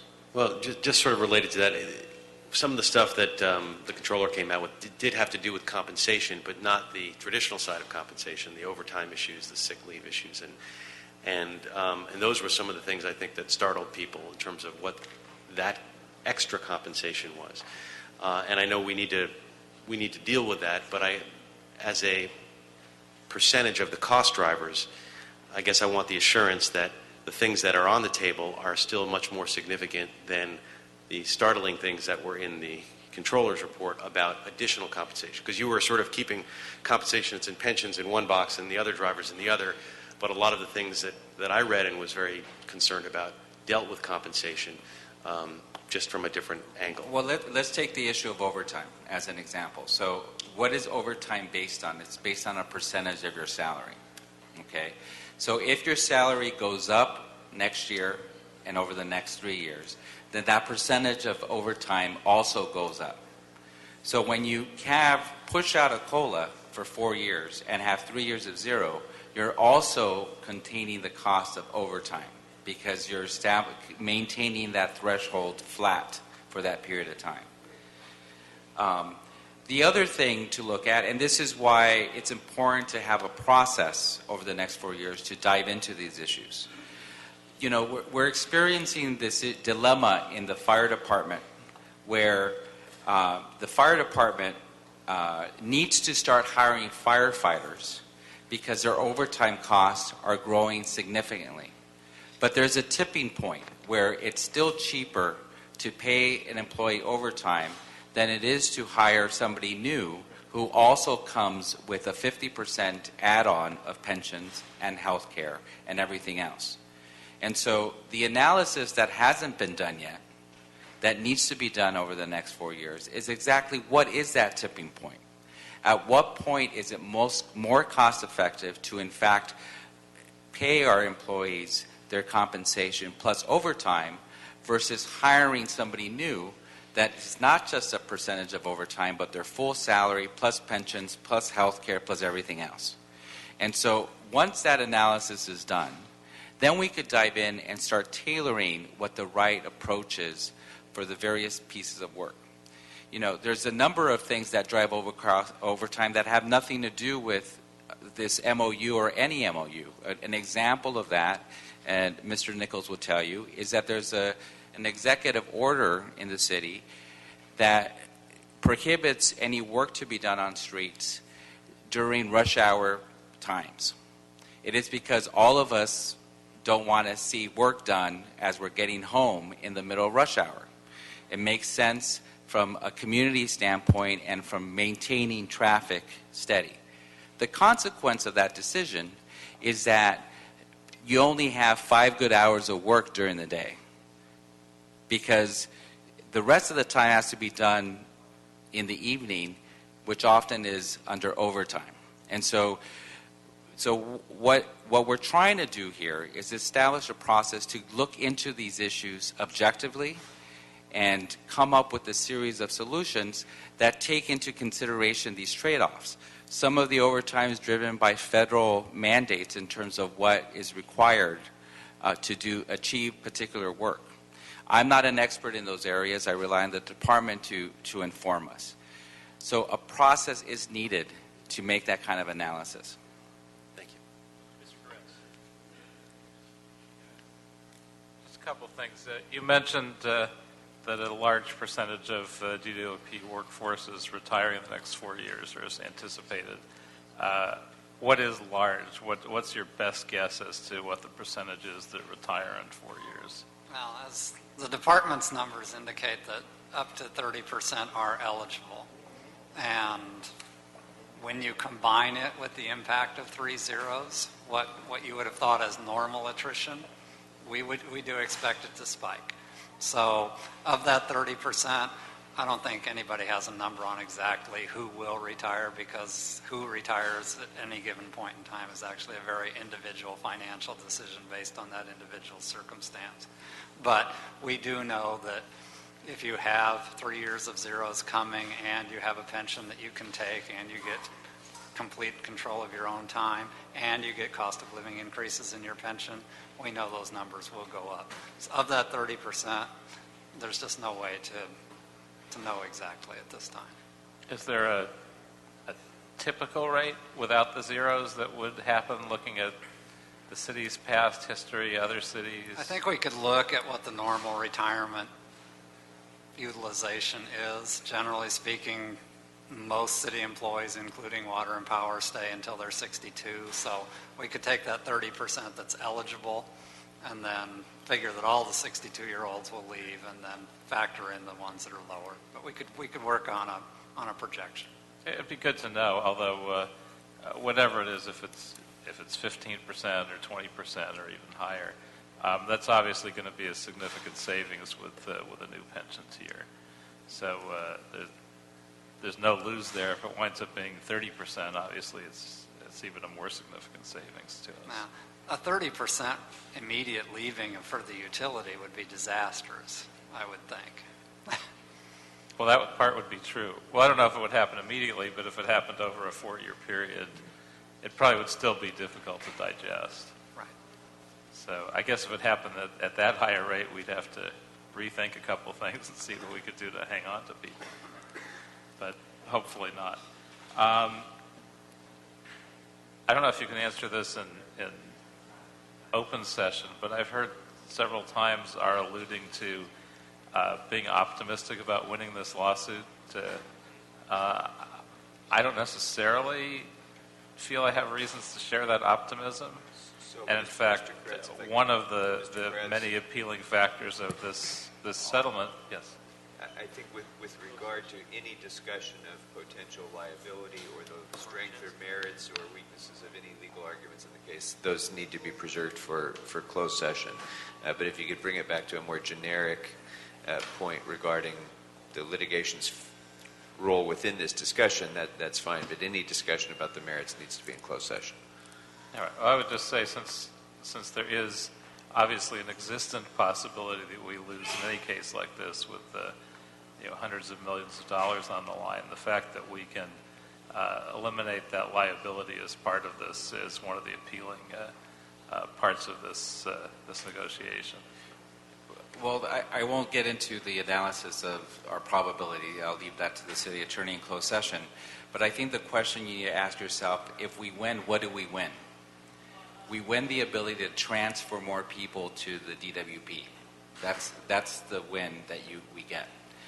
And that liability that individual carries with them moves from the general fund now to the ratepayers.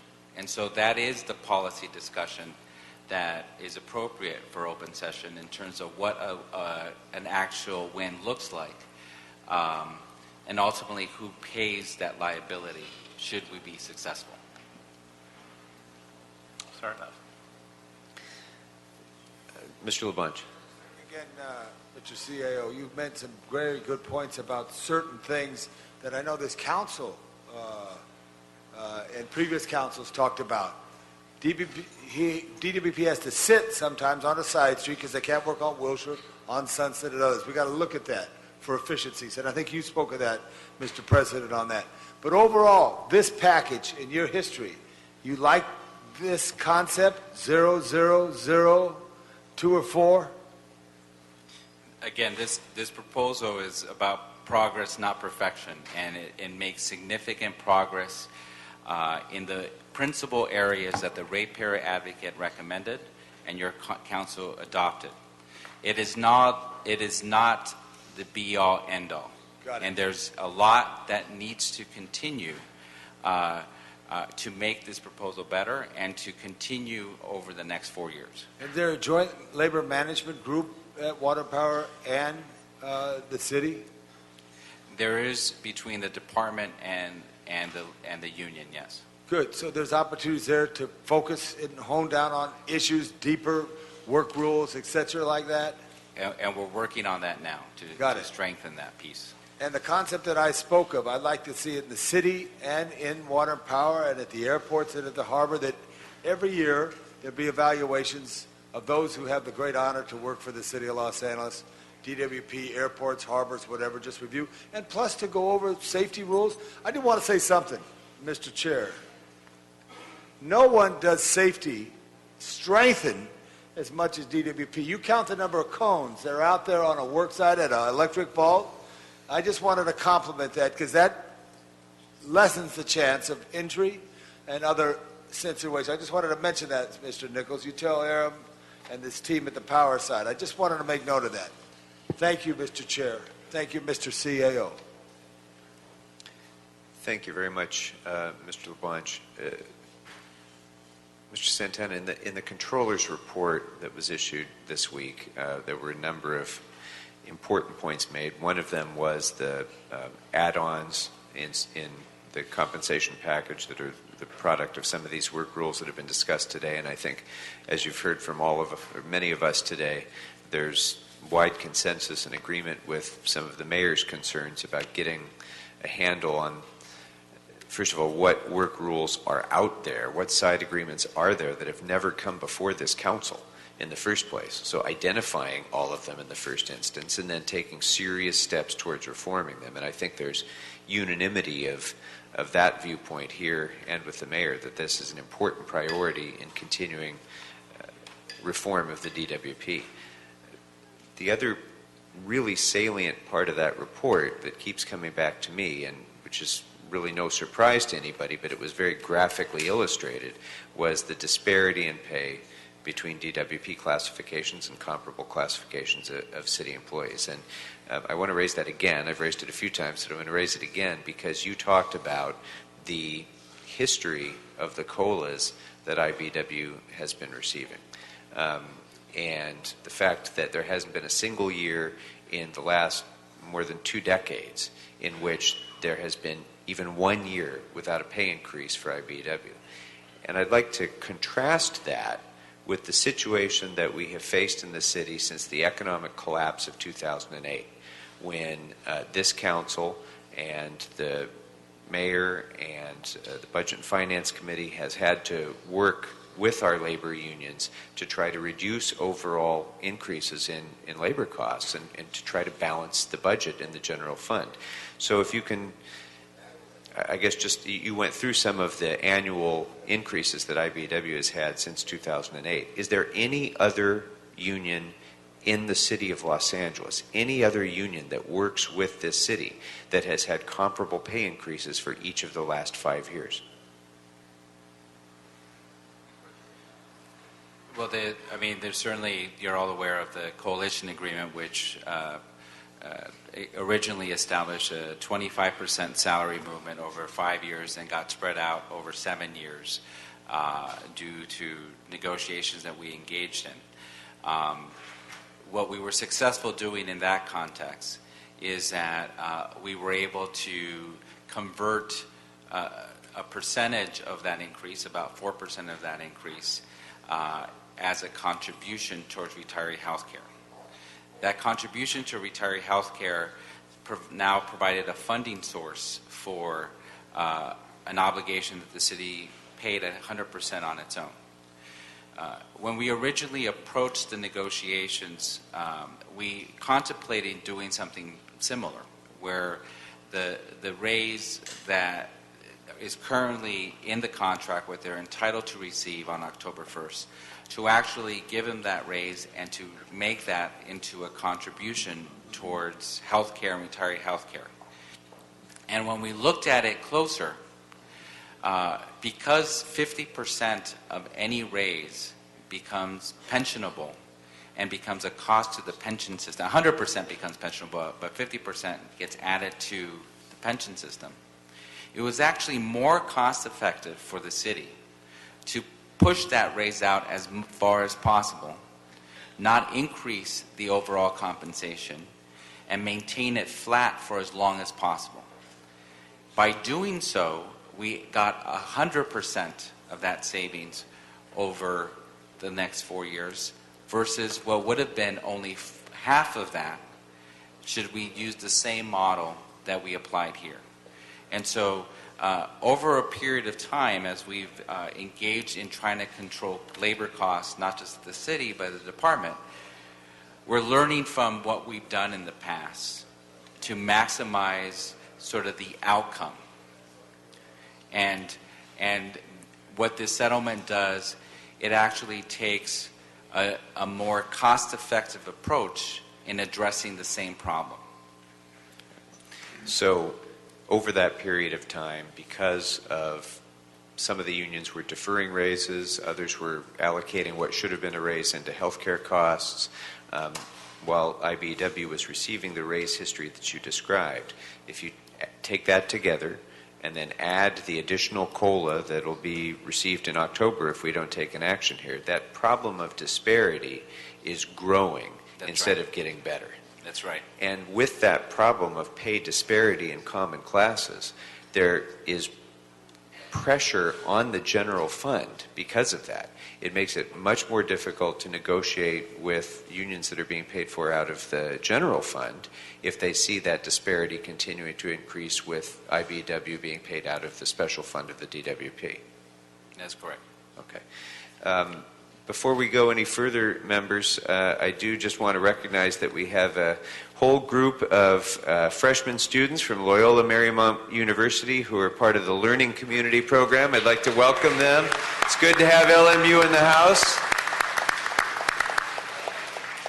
Mr. LaBonge. When LMU shows up, I want you to say hello to Father Cahalan. He's a good priest out there. Thank you. All right. Members, anything further for the CAO? Thank you very much, Mr. Santana.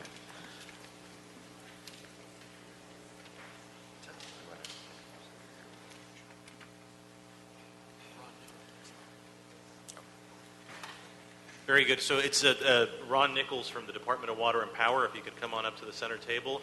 As he's coming to the table, I do want to sort of echo something that I made in my opening statement, that the utility, we do all enjoy very good rates.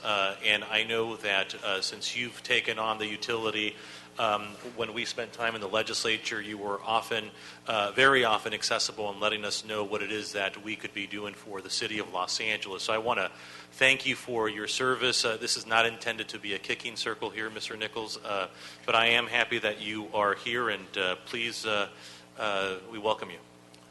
Thank you much, and I'm pleased to answer any questions you might have. Very good. Well, I will begin in that case. So the current operations and maintenance of the department, well, let me back up. So the rate increases that we've seen, we just heard that about 25% of that is sort of the labor costs, and the rest is some of these mandates that we have to operate under, your capital programs. And you have to balance all of that with revenues. And so ultimately what it means for the ratepayer is increased cost. And I don't think there's a way for us to get around that. But I think there is a way for us to mitigate that. Help us understand what the current status is in trying to mitigate those costs relative to this proposed settlement. Do you think that this is going to help us ultimately mitigate the impact on the ratepayer? I do believe, indeed, that this will make a meaningful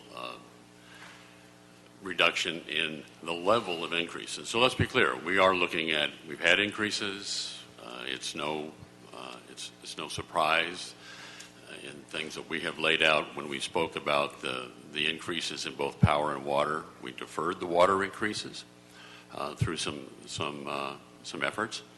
We adjusted power rates last year, and for a 2-year period of time, and we will indeed be coming back again towards the end of this calendar year for future increases in both water and in power. These actions, if this agreement goes forward, will materially reduce the level of those increases. I would anticipate that our requests of our board and ultimately of this council would go down in water on the order of 2+% percentage points less if we get this. On the power side, probably closer to about on the order maybe 1.5% less than what we would otherwise be asking. That's a very material difference.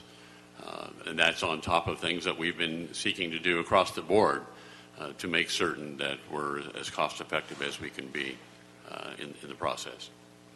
So I also understand that I think at the conclusion of your first year of this cost reduction strategy that you're employing at the utility, and as you probably have heard me in my testimony here going forward, I'm incredibly interested in what it is that we can be doing to try to help your agency manage its resources better. And we just heard the CAO mention that there's an executive order, for example, from obviously a previous mayor indicating sort of when work could happen and when it could not.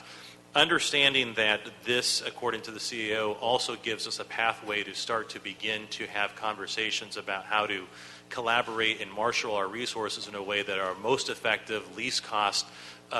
Is it your perspective that that is going to be of real help to you as you're managing this utility? Because I think there's a lot that we can do from a management perspective, and certainly, as the CAO alluded to, a lot that the council doesn't have the ability to sort of impact. But it sounds as if this new settlement agreement really affords us the opportunity to assist.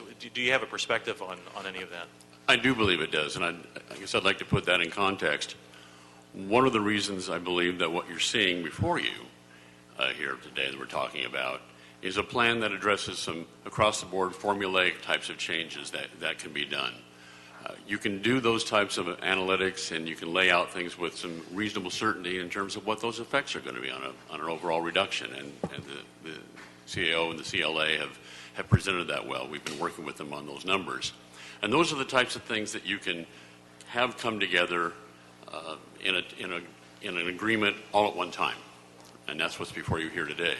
It's not as easy. In fact, it's not even possible to have all at one time address decades of provisions in a memorandum of understanding, various letters of agreement, and in addition to that, just past practices that have been undertaken that have become matters that then become a matter of meet and confer between the management and the utility that may be even outside of a memorandum of understanding.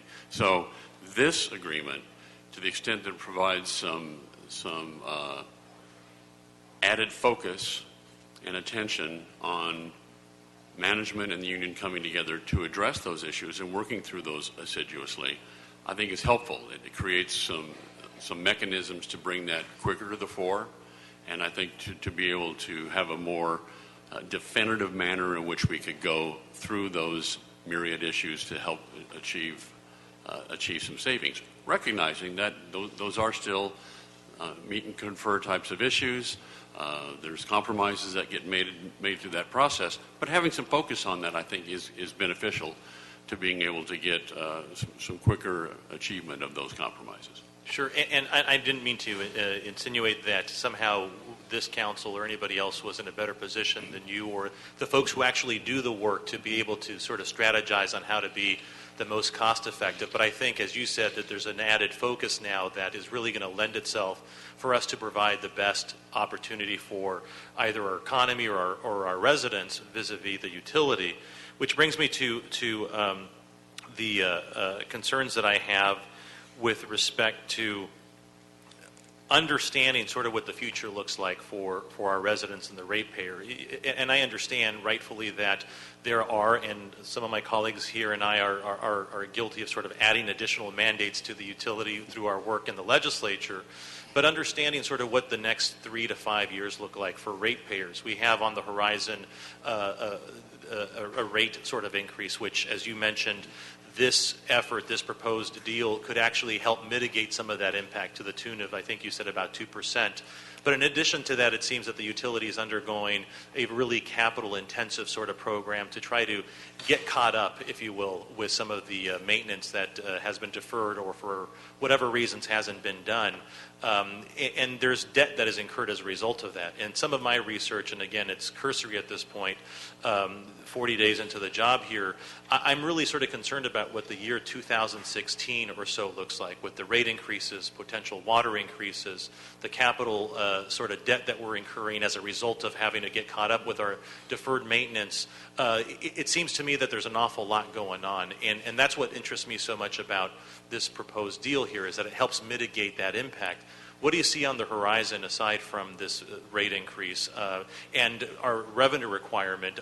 Are we in balance? What else should we be doing as a utility to mitigate the impact to the resident?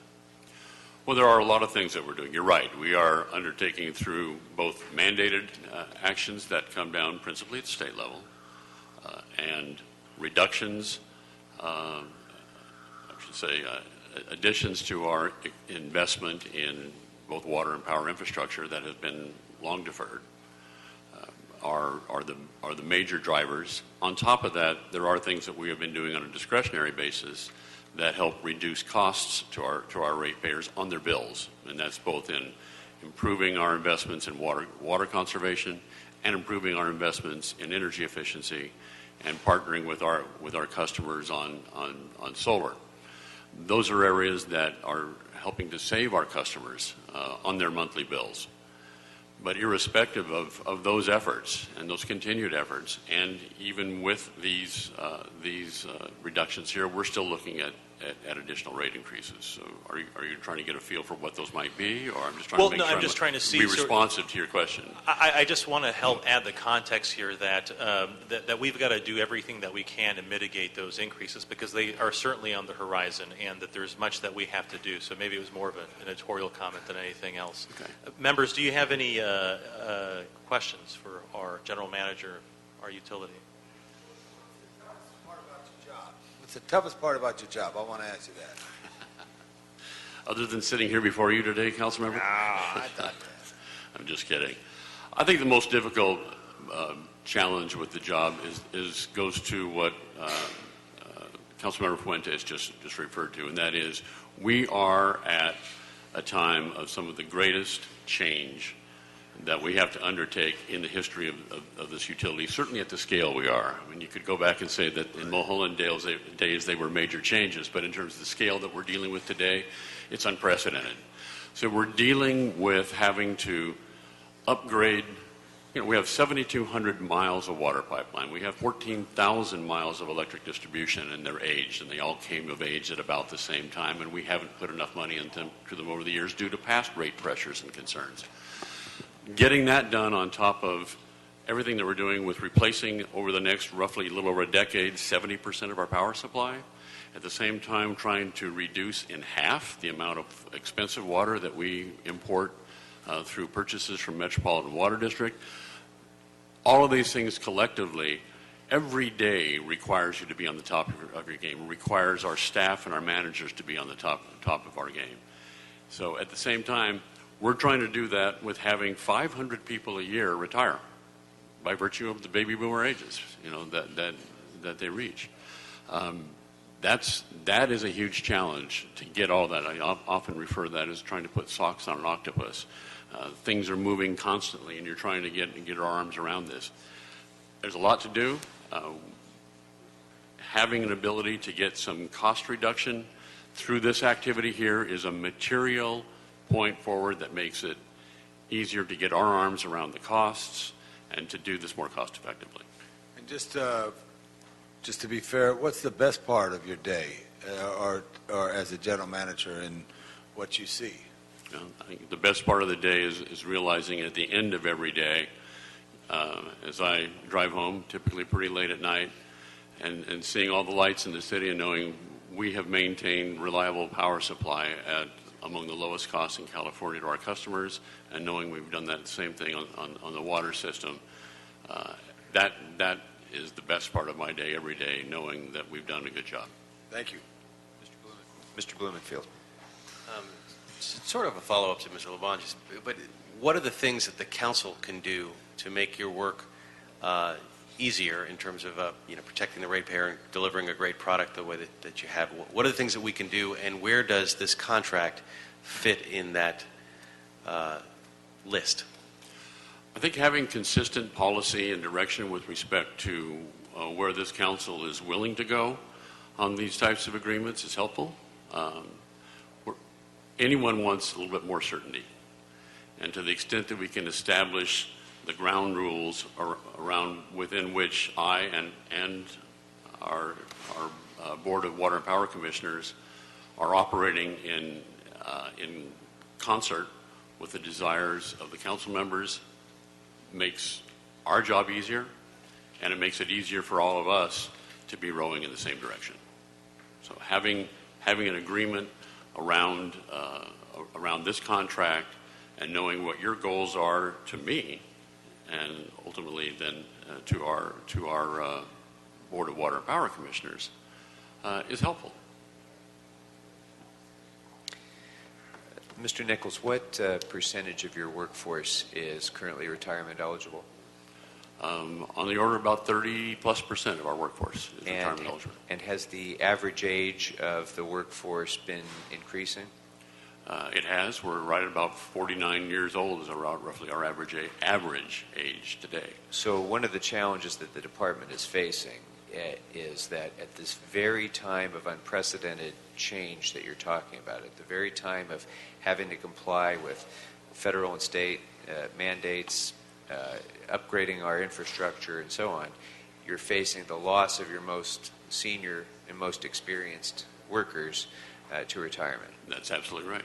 So as we're trying to address that difficult challenge, it does present still the opportunity to go out and hire more employees now who would be hired if this proposal were to go forward, some of them with a significantly lower starting salary, and all of them with a new pension tier. Correct. Okay.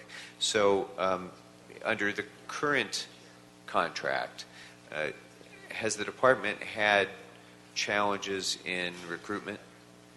We have had. There are areas when you're dealing with experienced individuals in engineering, in linemen, experienced water workers, that's people in the IT area. All of those areas are tough to find people, qualified people to bring in. So in the highly specialized, highly technical, highly risky positions, presumably there's some recruitment challenges.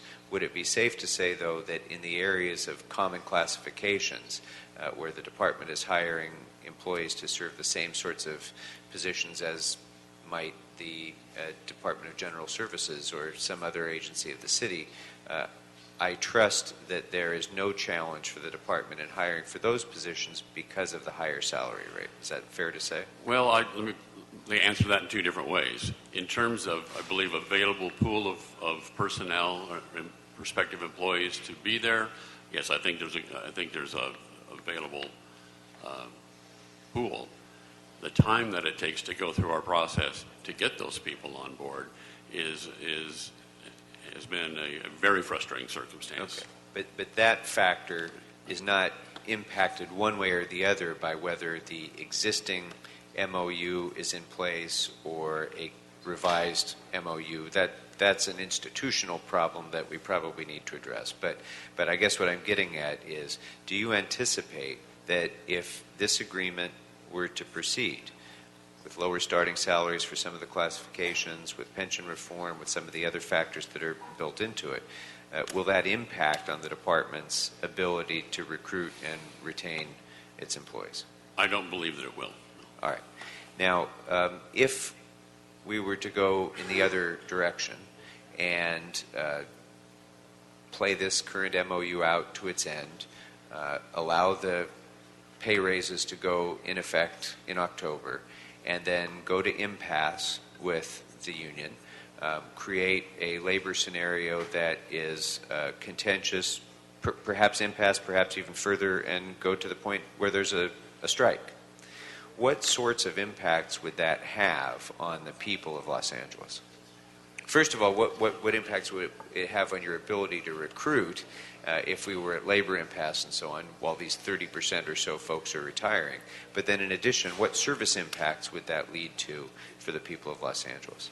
Well, I think if you're at impasse, anything that adds uncertainty as to future numbers, future compensation with respect to employees means it makes it more difficult to recruit new in. That's a given.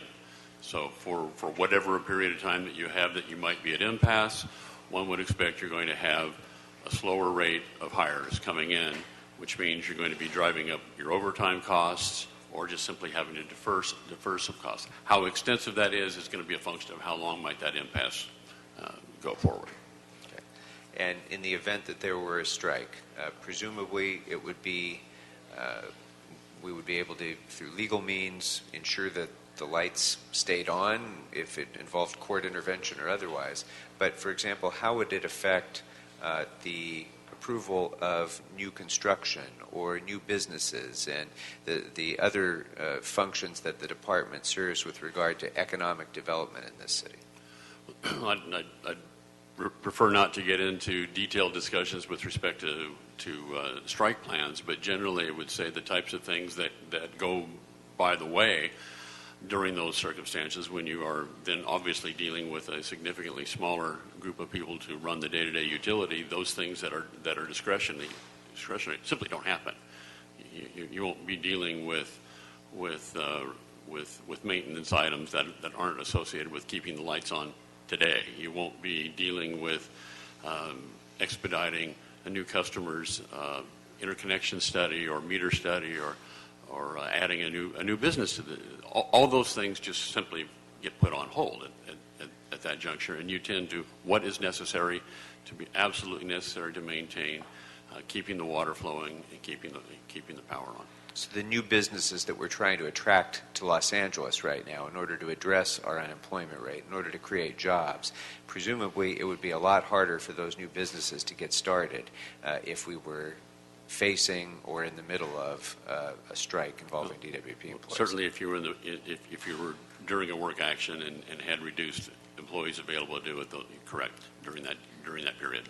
All right, members, if there's no other questions for Mr. Nichols, I do want to say that during your tenure at the Department of Water and Power, I think most of us have recognized significant improvements in the transparency of the department and a commitment to reform. And I want to applaud you on that for your leadership of the department during your tenure here. At the same time, clearly, as I think you readily acknowledge, there's much more still to be done, particularly with some of these work agreements that we talked about that long preceded your arrival here, that have been the practice of the department, and I know that you're committed to continuing to work with the council to address those things. So thank you very much for being here. Thank you for your testimony. Thank you. All right. Now, members, if without objection, we have an awful lot of people who've come here to offer comment. We still have a few more panelists who are going to speak, including our ratepayer advocate. But before we get to that, I'd like to take, say, 30 minutes of public comment. So if we can have our first 15 or so public speakers come on up and speak about this item. That should take us to about 1 o'clock. You might, members, want to make arrangements for your lunches because we're clearly going to go longer than expected. So we're going to bring up a few public speakers. And then, by the way, after the ratepayer advocate, we will also be having a panel of representatives of different categories of ratepayers. We'll have our neighborhood councils speaking. We'll have a business representative speaking. They'll come after the ratepayer advocate, but I want to give everybody who submitted a card now at least an initial opportunity to speak now. So we'll give 2 minutes per speaker, and we'll start with Tony Wilkinson, who is the Neighborhood Council's DWP MOU Oversight Committee Chair. Mr. Wilkinson, welcome. Thank you very much. The first thing I'd like to do is to say that there are a lot of things missing from this proposed agreement. The chief legislative analyst has acknowledged that. We've had a lot of headlines about overtime and contracting issues, each of which, incidentally, is partially addressed in the current proposal. One of my concerns is that each year, nearly 2,000 more DWP workers become eligible for retirement. DWP has been able to replace about a little over 500 per year. The DWP labor contracts have a complex of side agreements that affect many items. I'd like to see added to this proposal an agreement to negotiate on removing barriers to filling positions created by DWP retirees and to using outside workers. However, the work rules that are getting so much attention are much less important than pension costs. The proposed contract does set a new pension tier. It sets more employee contributions. That's not enough. The only way to maintain defined benefit pension plans for government workers is substantial increases in employee contributions to their pension costs. Believe me, as a retiree without a defined benefit pension, I can say that this statement is a pro-worker statement. I would like to see, despite the concerns of the chief, the CAO, that in the next round of negotiation, pension cost amount contributions are considered. However, let me also note what is in this agreement. IBW acknowledges that neither the union nor the city is in a position to afford increases to its employees at this time. There are no pension increases, there are no wage increases in this agreement. This sets a wonderful floor for the city's negotiation with the rest of its labor partners, and I think that the timing of this agreement needs to be considered in the needs of the overall city family and its overall needs from its labor partners. Thank you. Thank you very much, Mr. Wilkinson. Our next speaker is Jill Banks-Barad, the chair of the Valley Alliance of Neighborhood Councils, who will be followed by Arnold Sachs.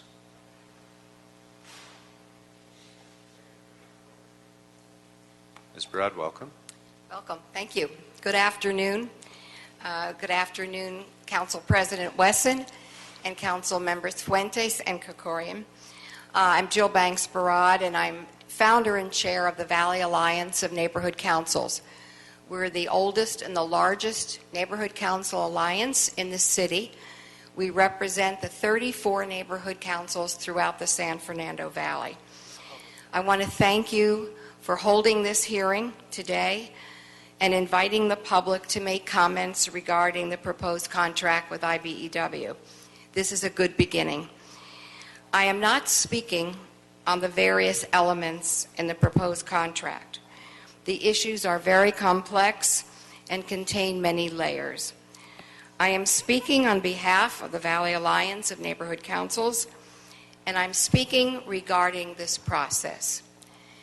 The city charter states that neighborhood councils advise the city council and department heads, and we take that responsibility seriously. However, neighborhood councils only found out about this agreement in the last couple of weeks, and at the same time we were told that there was an August 30th deadline. This is the middle of August, and most of our councils are dark and not meeting this month. This is too fast. There is no time for neighborhood councils to study the agreement, to ask questions so that they can make recommendations to the city council. And there are many questions to be asked, particularly with Controller Galperin's report yesterday regarding overtime and bonus provisions, DWP workers' bonuses when positions are contracted out, health care and pension systems, sick time pay. I just have a couple sentences. Could I finish? Sure. Thank you. And step issues over 4 years, and then also Galperin's side-by-side comparison. I want to tell the council you are misreading the community if you rush through to ratify this, especially in the Valley where we pay the higher rates. The ratepayers must come first. We need time to respond Okay. so that we have an agreement that is best for the ratepayers. Thank you. Thank you, Ms. Broden. Just, just to respond briefly on that one point. This is a hearing of a nature that has never been had in connection with any labor agreement in the entire history of the city, as far as we know. And the approval of a labor agreement takes multiple steps, which are still to follow this hearing. So the notion that there's inadequate notice of, say, this hearing doesn't address the fact that there's going to be a continuing process that involves council debate, the mayor's action, ratification by the union, and so on before this is finalized. So we're way ahead of the game compared to every other labor contract in the history of the city in engaging the public in this. So I just wanted to address that one point. And you'll have, by the way, another opportunity after the ratepayer advocate. So if you didn't get all of the things you wanted to say, and you're going to be invited back up. Mr. Sachs, followed by Joanne Ivanic-Garb. Yes, thank you. Good morning. Or good afternoon, Arnold Sachs. Very fascinating discussion, but it deals a lot with numbers. We heard the zero COLA increase for 3 years. And we also heard they expect to have a lot of retirements at the end of 4 years. So are your COLAs 2013, 2014, 2015. But your 4 years, 2013, 2014, 2015, 2016. It's all about how you play the numbers. We heard the COLA for 2013 will be deferred to 2017. So that'll be on top of the COLA. Then you look at cost controls. How about eliminating the transfers? Part of this problem is the 1,500 people that were transferred from the city coalition to DWP. In 2008, 2009, whatever year it was, 2010, that's why you're addressing this pension differential. How did that happen? How do you control costs? Stop the transfers. We heard about electric bills, and we heard about water bills. 2 different bills. So why don't you have 2 different departments? Department of Electricity, Department of Water. Maybe that'll help. We heard about a transfer. Councilman Labange brought up a transfer. But Department of Water doesn't make a transfer. Department of Electricity makes a transfer. And how much of the transfer is it of the budget for the DWP? We heard 25% of the budget is for compensation. How much of the budget is for infrastructure? And what is the budget for DWP on a yearly basis? Purchase of water for Metropolitan Water District, one of the most expensive districts in the county, in the state. Pension reform ballot measure. That was out here once before, and the place was swarmed with DWP. Why don't you bring that back? Let the public have a say in it. Thank you. Thank you, Mr. Sachs. Our next speaker is Joanne Ivanic-Garb, followed by Raul Claros. Good afternoon, and congratulations to the new council members. My name is Joanne Ivanic-Garb. I'm with West Hills Neighborhood Council. I'm one of those ones that lives in the area that when we open our DWP bill, it is a shocker. In the summertime, our bill can be anywhere from $800 to $1,000. That's a lot of money. I have no pockets. I don't have any more pockets for you guys to dip into to get more money for rate increases. It's either going to be me as a ratepayer or me as a taxpayer. So it's going to come out of my pocket no matter which way we go.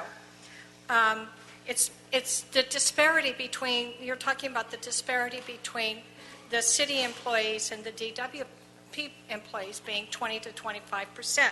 Well, then you have to take into consideration the disparity between the city employees and the private sector is at least 25% for doing the same job. And in a lot of cases, it's a bigger percentage. We in the private sector are not getting paid that well. And we're darn lucky if we have a job to go to during the week.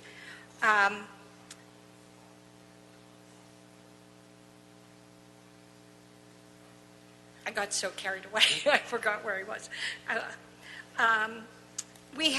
We've been fortunate. We haven't had any major disasters to take down our power lines like we did when Mr. Nichols first came aboard when we had all the windstorms. That was his initiation into the city, many people being without power for weeks at a time. So we haven't had those disasters, so we don't have the overtime. We've had $80 million in overtime, and we haven't had a major disaster. That doesn't seem like good management of labor to me. So something has to give. Thank you. Thank you. Our next speaker is Raul Claros, followed by Carol Schatz. Hi, my name's Cadmiel McAdoo. I'm sorry, I haven't called your name yet, sir. I'm speaking on behalf of Raul Claros. We came in tandem. I think I already have a card for you, actually. So okay, I apologize. Did you fill out your own cards too, as well, sir? It's in here. I thought I saw the name, so I'll come back to you. Thank you, sir. Next speaker is Carol Schatz, followed by Jay Handel. Carol Schatz, president of the Central City Association. We represent 500 large corporations that employ about 350,000 people in LA County and about 1,000 property owners in downtown Los Angeles, the biggest property owners in the city. This deal has been negotiated over the last 18 months. The real savings, because we can debate what happens in 30 years, will be $350 million to $400 million over the term of this 4-year contract. That is significant and sets the stage for further reductions in the future. Avoiding the October 1 wage increases translates into real savings for our member ratepayers. For example, savings on power and water for a 2.5 million square foot office complex in downtown would be at least $112,000 a year, and that's not chump change. This is good news, but we can and should do better. The mayor is right. We ask you to push for more on work rules, health costs, and pensions. We have to make the department more efficient by making the union employees in that department more productive. Second, you need to push for comparability between city employees in the relevant categories and DWP employees. There's been progress at the lower ends of the scale, but we have to look at what's happening at the higher ends of the scale. So to quote Curtis Mayfield of The Impressions, keep on pushing. Thank you. Thank you. Our next speaker is Jay Handel, followed by Humberto Camacho.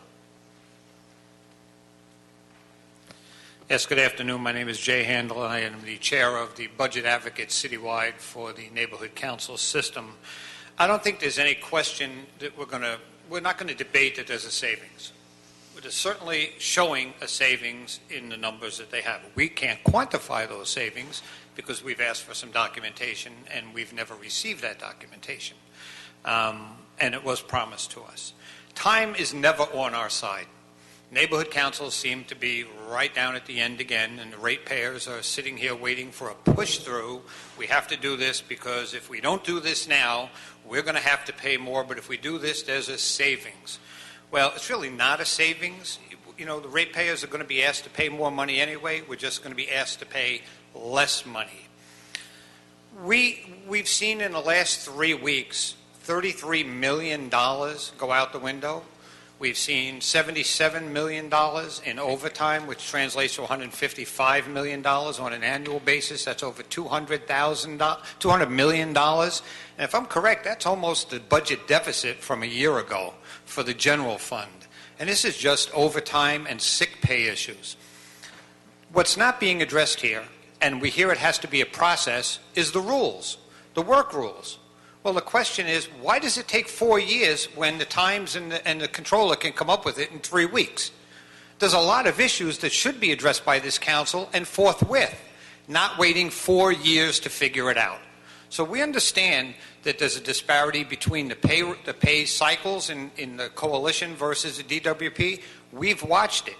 The budget advocates have continued to talk about pensions, health care, salaries, and overall reform. This is the opportunity for the council to start overall reform, not Band-Aid it like we always do. Did we learn from 2008 with the coalition? Obviously not, because DWP kept giving the raises while the coalition didn't get any money. So the disparity continues even within the city itself. we'd ask you to take a really good hard look at this, not just in the pay itself, but in the overall and the work rules. You must start that now before you can move forward with this process. Thank you. Thank you. Our next speaker is Humberto Camacho, followed by Daniel Weissman. Good afternoon. Humberto Camacho, member of the Pico Union Neighborhood Council.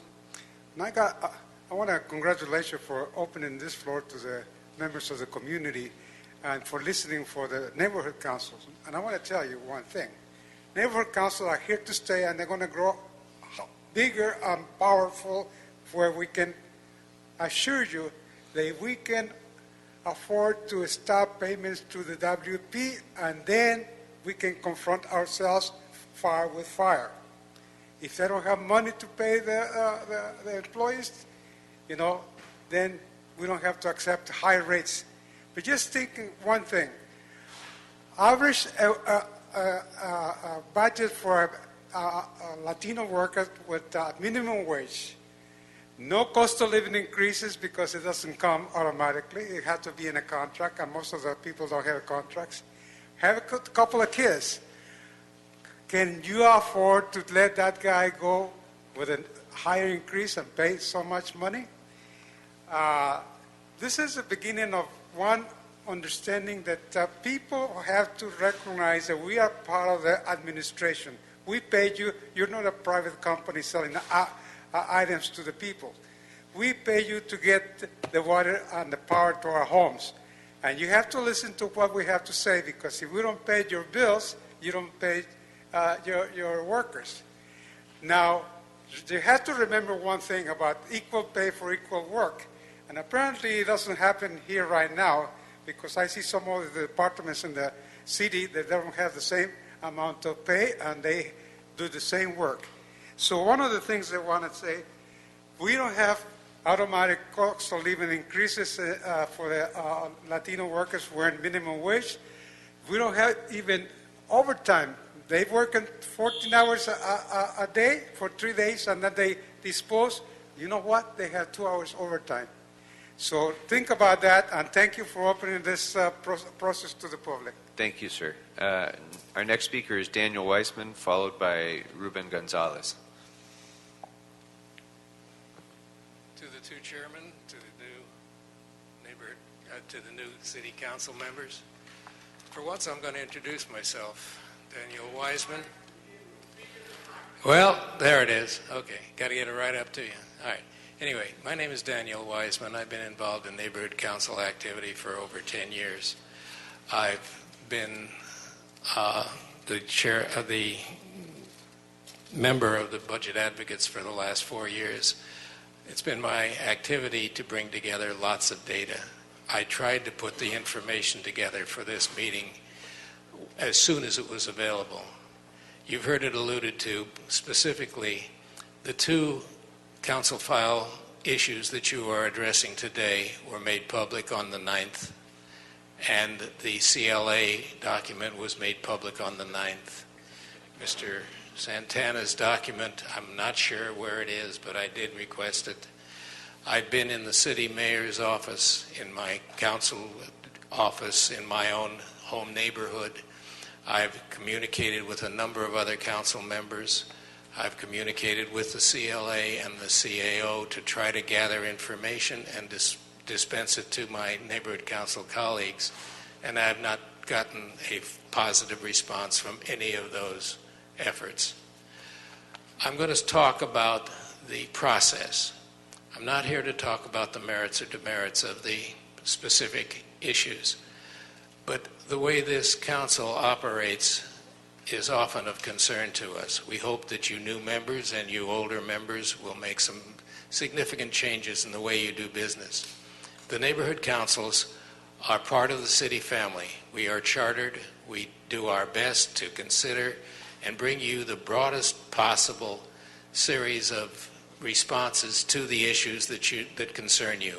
We will continue to do that.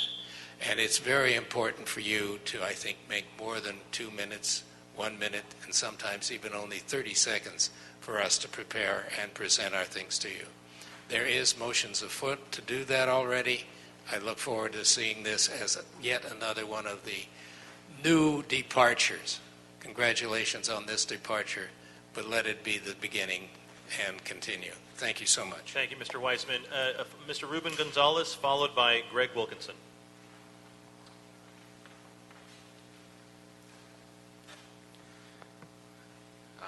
Thank you, Mr. Chairs and members of the Council. My name is Ruben Gonzalez. I'm here on behalf of the Los Angeles Area Chamber of Commerce. We believe that the next 2 weeks are an opportunity for business and residential ratepayers. This opportunity and the deal currently on the table not only saves hundreds of millions of dollars in tangible savings by putting off the October increase in pay, but more importantly, it brings about structural changes to pensions, health care, job classifications that are steps that city leadership has been wanting to see taken for many years, not just the folks here, in regard to water and power. It is important that this council and the entire city leadership are strong at the negotiating table, are fair at the negotiating table, and try to get as much as possible at the negotiating table. We need the best deal we could possibly get for the ratepayers. But we also must not let the perfect be the enemy of the good. We have 2 weeks here to do right by the ratepayers. Let's do that. Thank you all very much. Thank you, Mr. Gonzalez. Greg Wilkinson, followed by Ann DeBello. Good afternoon, council members. My name is Greg Wilkinson. I'm a member of the Panorama City Neighborhood Council. I'm also a budget advocate. And in that role is the last time I appeared before this council, and I spoke at that time about our proposed budget, which has now been passed. And specifically, what I addressed was city compensation for workers. Here again, we have, another problem with overcompensation of city workers. I don't want to get into details because I only have a minute 30 left, and that'll probably take me 2 hours. The important thing to understand, though, is the union wants this budget passed now. They want this contract now. They put a time limit on it. Why is that so important to them? If it's such a great deal for them, they shouldn't mind waiting to allow this city and its body to take a look at it and determine what is in fact in the best interests of the residents of this city. That's what's not occurring. We are at a watershed moment here in terms of labor negotiations. This is the first of multiple contracts that are coming to the table. And it's very important that we actually start setting a precedence. We have other unions that are going to be watching what we do here. And if we cave, just because somebody says maybe somewhere down the line we'll go on strike, that's what every other union is going to pick up on. We need to take a deliberate process. You've already heard how the neighborhood councils don't really have much time to weigh in on these matters. We appreciate, and I mean that deeply, we deeply appreciate the opportunity today. But this needs to be the beginning, not the end. So please understand that for behalf of all the city residents, we need to be given time to look at this deal. Don't kowtow now just because the union's happy to give you a couple peanuts. We want more than peanuts. We have to seize the day. We need to get not the best, but a significant progress. That's what we have to look for here, not just taking the first thing that flies by. Thank you very much. Thank you. Ann DeBello, followed by Carol Jacks. Good afternoon. I'm a member of the Hollywood United Neighborhood Council, and I live in Franklin Village, our little neighborhood association. I agree with just about everybody that's been up here. I really feel like the union is kind of saying, well, if you jump and you rush, we'll give you this and this. But also in their discussion, I heard, well, if this goes, and then if this goes. I counted 5 ifs and 2 buts. And I don't really feel that we're getting the best deal. I feel that the citizens of Los Angeles deserve to know what's going on and what these negotiations, and to hear somebody from the DWP with your answering your question about if they go on strike. I just feel like it's push it to get what they want and that the city will not get what it wants. Thank you. Thank you. Carol Jacks, followed by Stuart Waldman.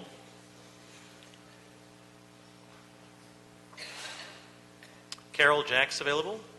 Okay, Mr. Waldman, followed by Armin Ross.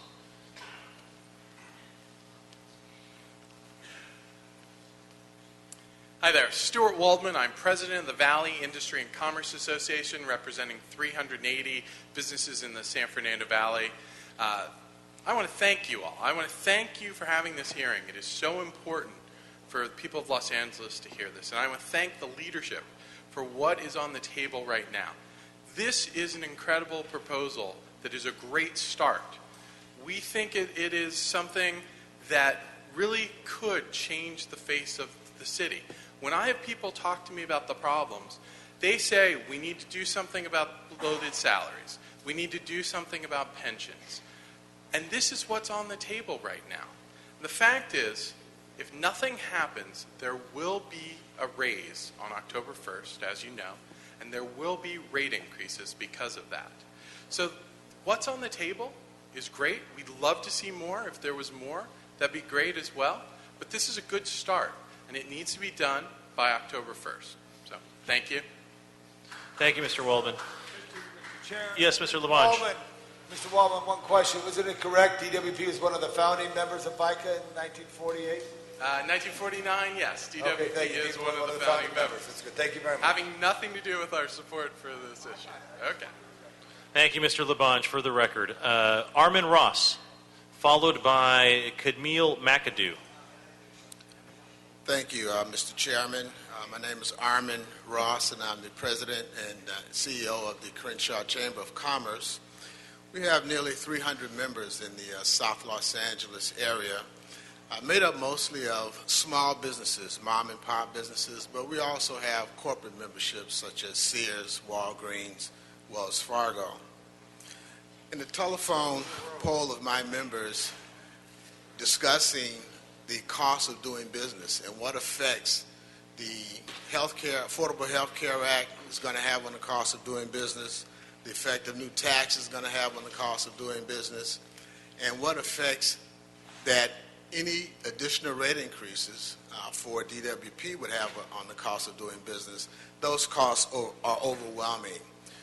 What the members are looking for is to keep their DWP rates down as far as possible. As you know, as they increase, it has an effect on your next lease negotiations. And small businesses, which are the backbone of American economy, cannot afford to have their profit margins thinned out any more than they already have been and will be as these other increases come about. So we just want to see the rates not go up. It would be nice if they could go down, but we know that might be impossible. But we want to keep the rates as fair as possible, keep them down as possible. We want to stay in business in the city of Los Angeles. Don't drive the small mom and pop businesses out by putting unnecessary increases on them. Thank you very much. Thank you, Mr. Ross. Kadmil McAdoo, followed by Sharon Cummins. If we can go ahead and have Ms. Cummins stand. I'm sorry, Ms. Cummins, if the person is available, should line up, followed by Leonard Schaefer. Thank you. My name's Kadmiel McAdoo. I'd like to apologize for Raul Cletos for not being here earlier and missing his time to speak. Speaking here on behalf of the Latino Coalition of Los Angeles, I'm a general board member. And more than anything, less about the specifics of the contract, but more about the process. I think that politics shouldn't impede the progress of work that could be done and that should be done, but also that taking more time to fully explore more inefficiencies that may rest within the contract doesn't actually impede the process, but gives both the council as well as city residents to identify these opportunities for striking a balance between both savings for, or actual savings for the ratepayers, as well as profit growth opportunities for DWP. So I think that the conversation should be prolonged in order for more meaningful information to come about to make the best decision going forward. Thank you. Very good. Thank you. Sharon Cummins, followed by Leonard Schaefer. Going once, going twice. Leonard Schaefer, followed by Nina Royale. Chairs, committee members, Leonard Schaefer, Vice President of the Board of Neighborhood Commissioners, with two of our commissioners, Linda Lux and Karen Mack. I will be the spokesperson. We want to thank you for holding this special session, which exemplifies open government. However, the Commission has recommended to both the mayor and the city council that neighborhood councils, in order to be able to participate in something like this, be given adequate notice, adequate meaning 60 days, so that we can have time to meet, to bring our stakeholders together. So while this is a wonderful effort, unfortunately we are unable to speak to the substantive issues because of a lack of notice and because of a lack of time to be able to study and review these items. We hope in the future this will not be the case. Thank you very much. Let's see, Nina Royale, followed by Mr. Tom Williams. Good afternoon. I'm Nina Royal. I'm treasurer of the Sunlit Tonga Neighborhood Council, a member of the DWP Advocacy Committee, and an alternate on the DWP MOU Committee. The Sunlit Tonga Neighborhood Council has not yet submitted a community impact statement because none of our groups have had adequate time to vet this proposal and report back to our respective councils in order to make an educated decision or propose alternatives. Therefore, I oppose any action on this issue until we have had the opportunity to study it and give our input. This is being pushed through at a very rapid pace, but it needs to slow down so that the neighborhood councils can be included in the process. I know that you are proud of the fact that you are holding this special public meeting. However, this is the way our city ought to run, and we expect to see more meetings like this held in a timely manner in the future, because it is vital to us and your constituents who you were elected to represent. Thank you. Very good. Tom Williams, and then after that we will continue with the rest of the agenda, and we will obviously make every effort to move it along, so this way we can hear some additional public comment. Mr. Williams. Dr. Tom Williams, LA 32 Neighborhood Council, El Sereno. We have an issue. We're finally starting to grow up and wake up. Why? Because DWP has been lowballing the rates for I don't know how long, probably at least 20 years. We're going to have rate increases, and rate increases. Why? Because we've deferred everything like we deferred in 2009 till now. Hey, maybe we should defer another year or so.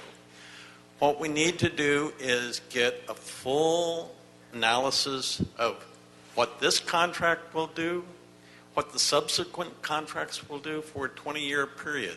When I worked with the World Bank and Asian development banks, we had to show the ability to pay for 25 years because they didn't want to invest now and not have the money to pay for the operations and maintenance, labor, replacement. Oh, we're now starting to talk about replacement of pipes. Well, we'll get it down from 300-year replacement cycle maybe to 150. That would double the rates. Double the rates just to become operational as any other private company would be. A year ago, asked for a organization chart for a $6 billion company that had 9,000 employees. No organization chart. So it starts at the top and comes down to you guys. Can we trust you to negotiate in our behalf? Are you ratepayers advocates? We have one, finally, and we have other departments that also need a ratepayers advocate. But right now, can we trust you guys to negotiate a contract for the next 4 years? Maybe you should start negotiating the next one now also. Thank you. Thank you. The ratepayer advocate will now begin their presentation. I want to welcome our ratepayer advocate, Dr. Fred Pickle.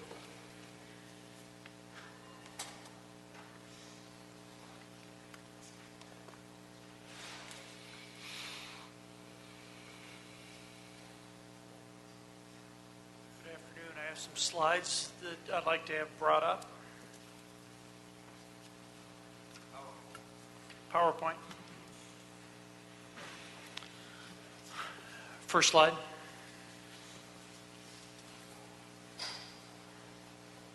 Or is there a clicker I should be aware of?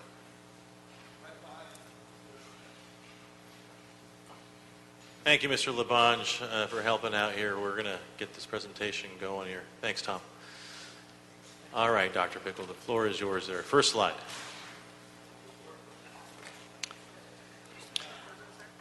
I'd like to briefly step through the timeline of DWP reviews related to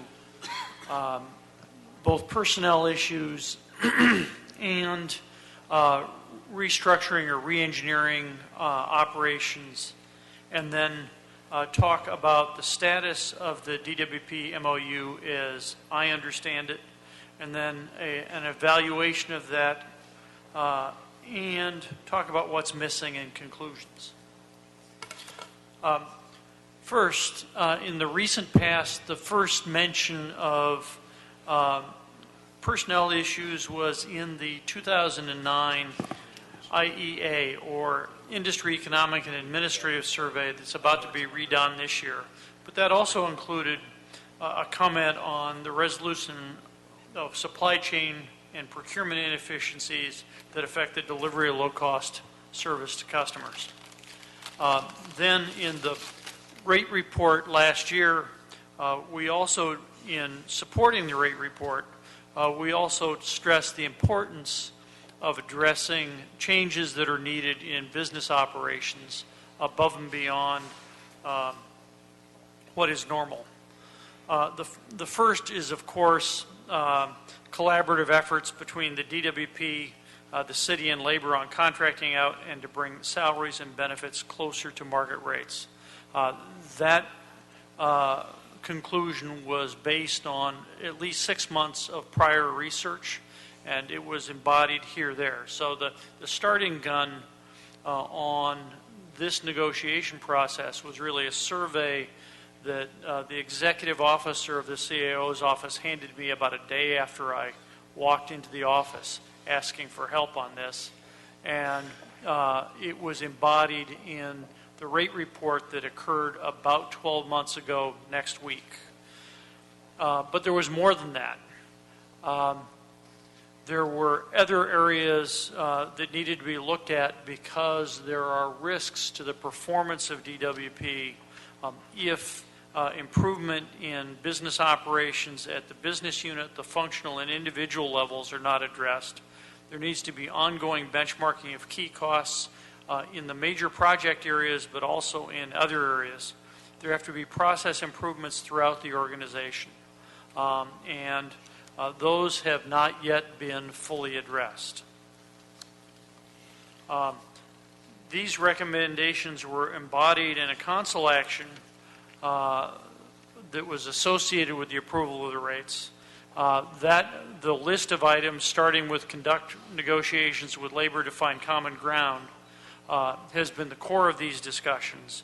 But as part of the work rules and associated aspects, there are other areas that need important attention.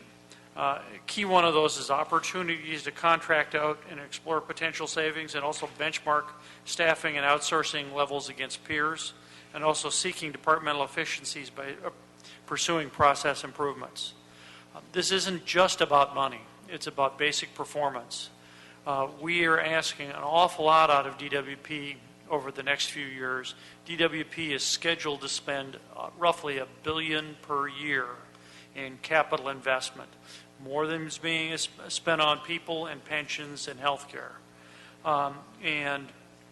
As an example of how they're struggling to stay up, the Power Reliability Program has been in place since 2007. It was identified as an important area in by noting that to catch up, we had to replace roughly 5,000 poles per year, and it was going to take us 17 years to catch up. Well, the budget for 3 years ago was 2,400 poles a year. The budget for last fiscal year was 1,800 poles, and for calendar 2012, only 800 poles got put in the ground. So they're struggling to get the people, the technology in place to make these investments. So that's the importance of the work rule component and the re-engineering of that as we move ahead. Now let's look at what I'm basing my assessment on. In terms of COLAs, no COLAs for the first 3 years, and then depending on which scenario you look at, it's 2% or 2.9% in the fourth year. The second pension tier alternative has been discussed extensively. There's been some discussion of a contracting out premium of 10%. It's been reduced to 5%, but only for some limited classes. The 10% remains in place in other areas. And we've had fun on short notice trying to dig through the layers of settlements and letters of agreement and other things that support this particular policy, and we don't quite have it unraveled. The health care plan contributions are not part of the version of the settlement re-reviewed, and there was the sick time certification that was changed by policy on August 1. Now, in assessing these results, the ratepayer advocate is not the negotiator. The ratepayer advocate is not the decision maker. You're the decision makers. We've looked at this two different ways. We've looked at dollars spent by year under the new contract. It's the simplest and most direct measure. It's available for all of water and power. It's easier to compare across negotiating and assumption cases. And I would prefer to take a 4-year horizon, because looking out beyond 4 years, you're guessing what the next contract negotiation is going to be like. But to establish a standard to see how we're doing, we look at impacts on rates. And we are comparing to the ratepayer advocate analysis assisted by PA Consulting in 2012. We're looking at the savings versus the trajectory on rates. This is only available for rates on power for specific scenarios. As far as 30-year projections, that requires decades of assumptions on future labor contracts and economic cases, and I think people are more concerned about their rates over the next 4 years. So, for the answer, on wages, the rate reduction is about the same or higher rate reduction compared to the RPA power cost labor scenario last year. In other words, the negotiating team has done as well or better than a fairly aggressive case. But it's still more expensive than some of the benchmarking. Some of the salary benchmarking showed key categories of DWP labor to be 25% more expensive than other high-cost utilities. That was in the report last year. But how do we stand now? As I just said, at least measuring on the power side, we stand as well or better than we expected in those scenarios developed last year. On the pension tier, we have no qualitative benchmarking in place, but we'll note that, as the CLA pointed out, new employees, the pension for new employees is similar to other public pensions. Healthcare, not part of this proposal. And one note on the pensions, noting the very high growth rate desired in hiring, a new pension tier could be even more valuable than some of the statements because of the growth in expected employment. Then on process benchmarking, work practices, and outsourcing, it hasn't been addressed comprehensively, and it needs to be reserved for future action. It's our understanding, talking to the negotiating team, that a reservation is core, but we want to make sure that such a reservation is comprehensive and remains in place. There's good news and bad news on the benchmarking. The joint system has a third draft of a study on benchmarking their processes. The joint system is the IT operation, customer service, and financial services, but there's been no progress by the power or water systems, and such a study takes typically 9 months to a year. So I think holding this up and going into the period of uncertainty that might be associated with operating without a contract when the utility is under these key stresses in terms of investment has substantial risk. Final bottom line, the power rate reduction, the reduction in power rate increases associated with labor and pension savings is about the same as the scenario we posed last year. We did some scenarios that looked at just labor. If we put labor and pensions in, it's about equal to the scenario we had, but that was an ambitious goal. In conclusions, the current proposal's 4-year savings for the combined water and power system roughly equals the savings we estimated might occur based on the power sector alone. That's a tough job. We're not in the negotiating room. We don't know if things could have been negotiated differently, but we do know they've hit one key external benchmark. In terms of key water and power groups, the key water and power groups in DWP, they need to address the business and operating aspects of process benchmarking and examination of improvements to this. This is far overdue, and the proposed MOU should be structured so it does not inhibit addressing this benchmarking effort and implementation of the improvements. We believe stability in the utility, especially with the high percentage of employees eligible for retirement, is very important. It's a tightrope that the management at the DWP is walking in terms of keeping important personnel.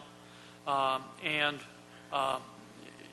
they've been criticized for overtime right now, when Ron Nichols joined the system, he did cost reductions that cut overtime for a period.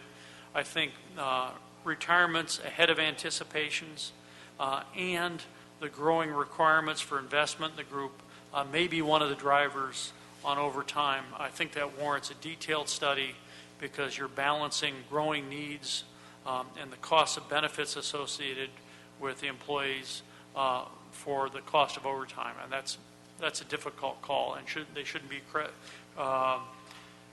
criticized for overtime in this case without a more careful study. Should not be criticized without a more careful study.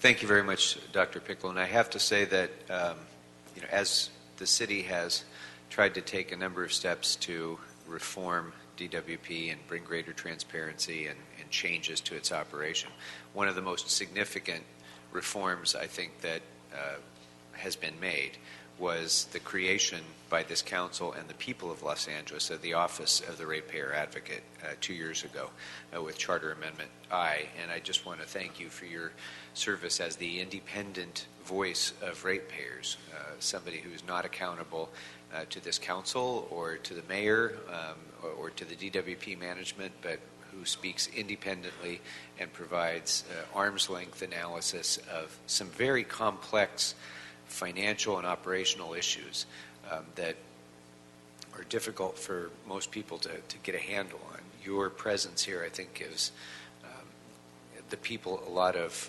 reassurance that there's an independent set of eyes reviewing this and providing sound comments. So thank you very much for being here and for doing that. Mr. Kretz. Thank you, Mr. Chair. Dr. Pickle, I know a couple of work rules have been exposed recently that indicate a lot of waste at DWP. The issue of overtime minimums and the issue of an overly generous sick leave policy.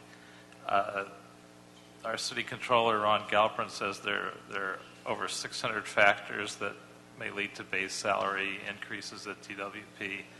And I'm wondering if you've seen the full range of work rules and side agreements that affect costs at DWP.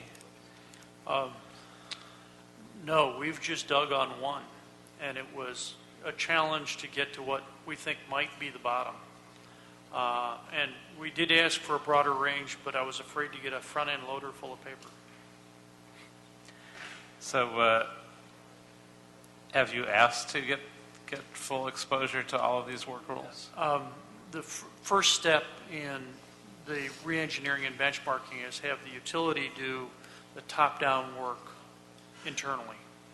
And my office until June was just me, and I will attest to the speed of city hiring processes. In June, Ms. Camden Collins joined my office as the second technical professional, and she's been able to dig into some of the overtime rules, but it took several days to make a basic scratch into the process.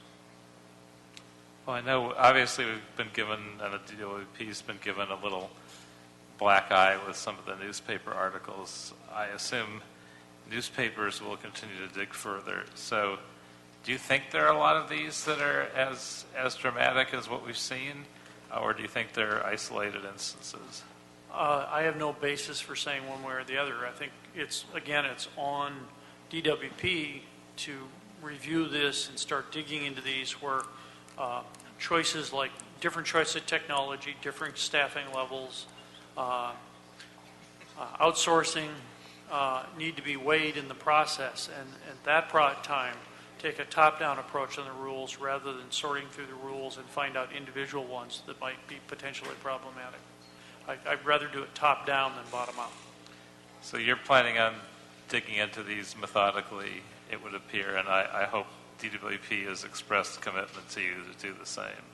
But really challenging DWP to take the first cut at it, to find out what changes they can make in the way they operate, and then find out what's impeding them. If I was taking on 600 different work rules, we would do nothing else. Well, that might actually be the best opportunity for you. Wait till you see this fall's rate increase. Thank you.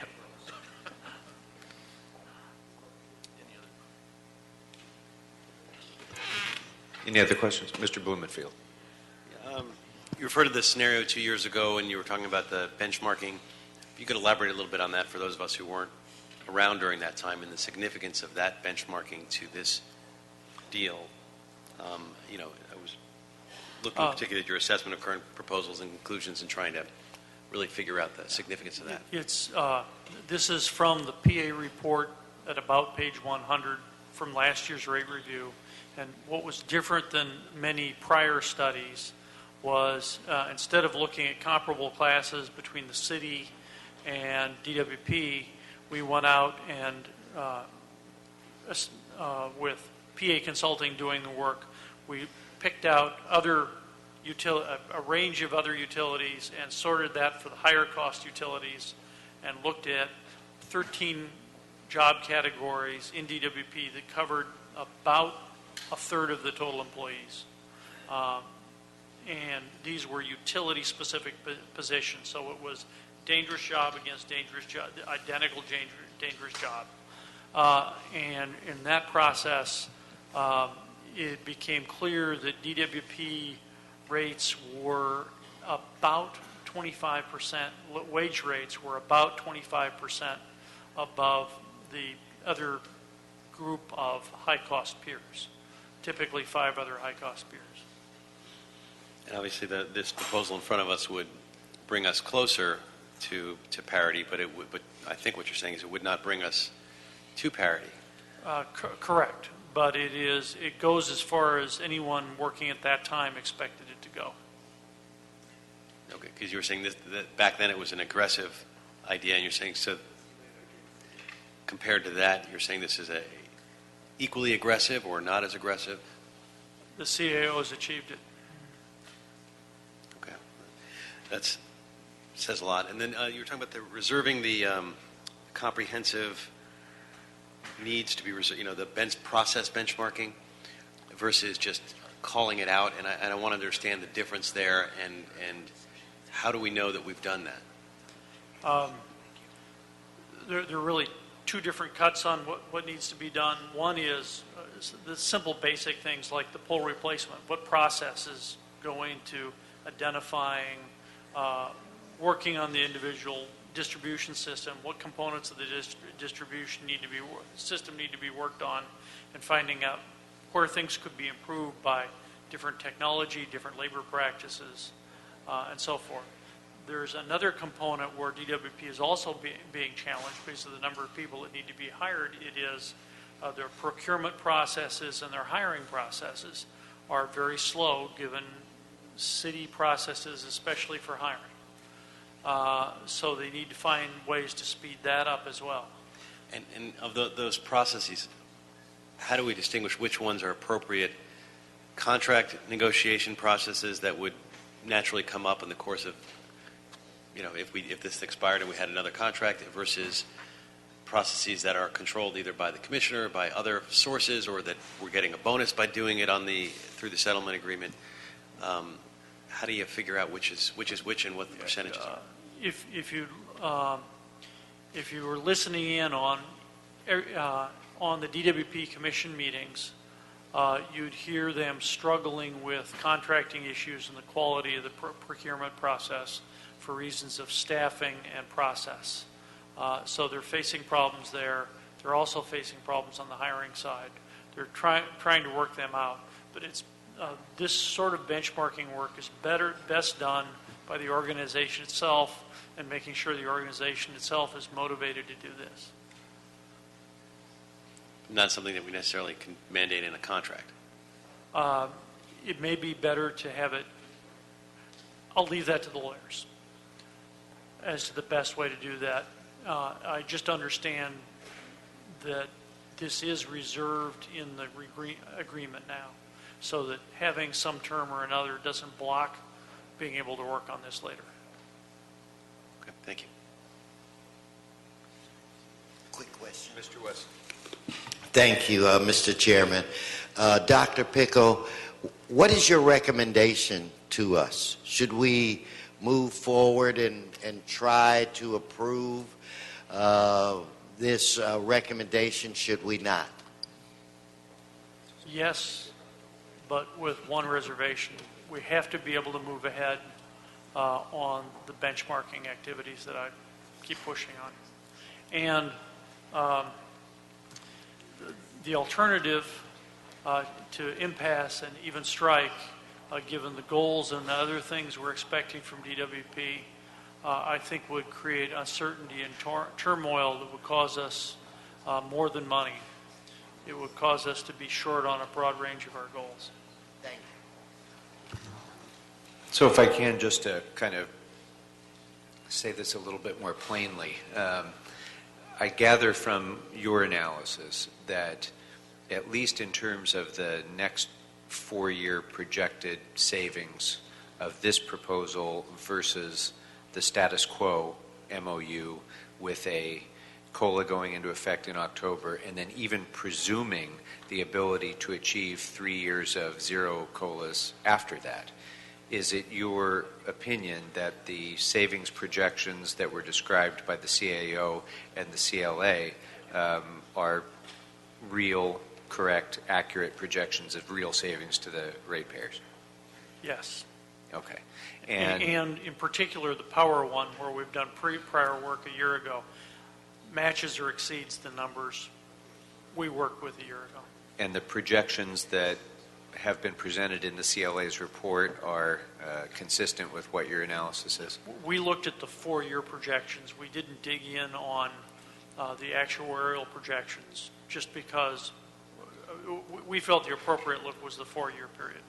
Because the longer-term projections require many more assumptions that are harder to, but it can certainly be assumed that there will be some longer-term savings. Yes. What that number is harder to pin. But for those 4 years, it's the $400 million or so savings. You agree with that projected yes. savings? All right. Now, conversely, if the strategy that the city leadership chose to pursue was to allow the COLA to go into place and then impose contracts, unilaterally impose contracts to create those zeros. That requires going to impasse. It requires all of those other sorts of labor strife issues. Do I gather that you are concerned about what operational impacts that strategy would have in the DWP's ability to meet its infrastructure investment plans, to reach its regulatory compliance goals, and the many other operational concerns that the DWP and its customers have? Yes, I think it would be a distraction to the organization. Okay. And there's been a recent example of those sorts of distractions when the LA Times published the individual salary data a couple of months ago. They published a story the following day. Perhaps they were lying in wait about the amount of internet time from DWP internet addresses spent looking at the database. All right, very good. Anything further, members? Mr. LaBonge? What do the Los Angeles Times do? They publish the paper 2 days in a row? No, they published a database of salaries for DWP. Right. But as part of the website, you can measure which internet addresses are looking at your website. And they published a story the following day as to how many hours of DWP internet connections were looking at that website in the 24 hours. Do you know if it was a big number.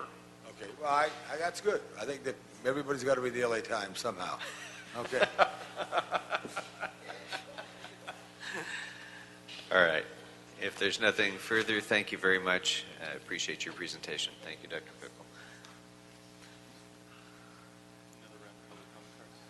Yeah, I think we'll, because we still have quite a few public comment cards, why don't we spend the next 20 minutes or so taking some public comments, and then we're going to hear from the city attorney. Our next public speaker is Olga Hall, followed by Connie Castro.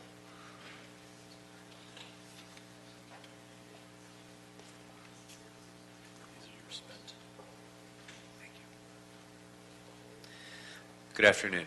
Hello. Good afternoon. Let's see. We talk and talk and talk and talk, but are we really trying to find a solution? I think for years we have the same paradigm which has not resolved anything. The IBU has continued to fleece the public. And we keep feeding the monster over and over and over again. And instead to be a servant, it has become the master. So, what is the solution for the public? For all of us that don't have the means to pay such a high rates? Well, what I propose is from now on, let's just pay half the bill, because that's what it's worth. Their job is what it's worth. Most of you make good salaries and can afford it.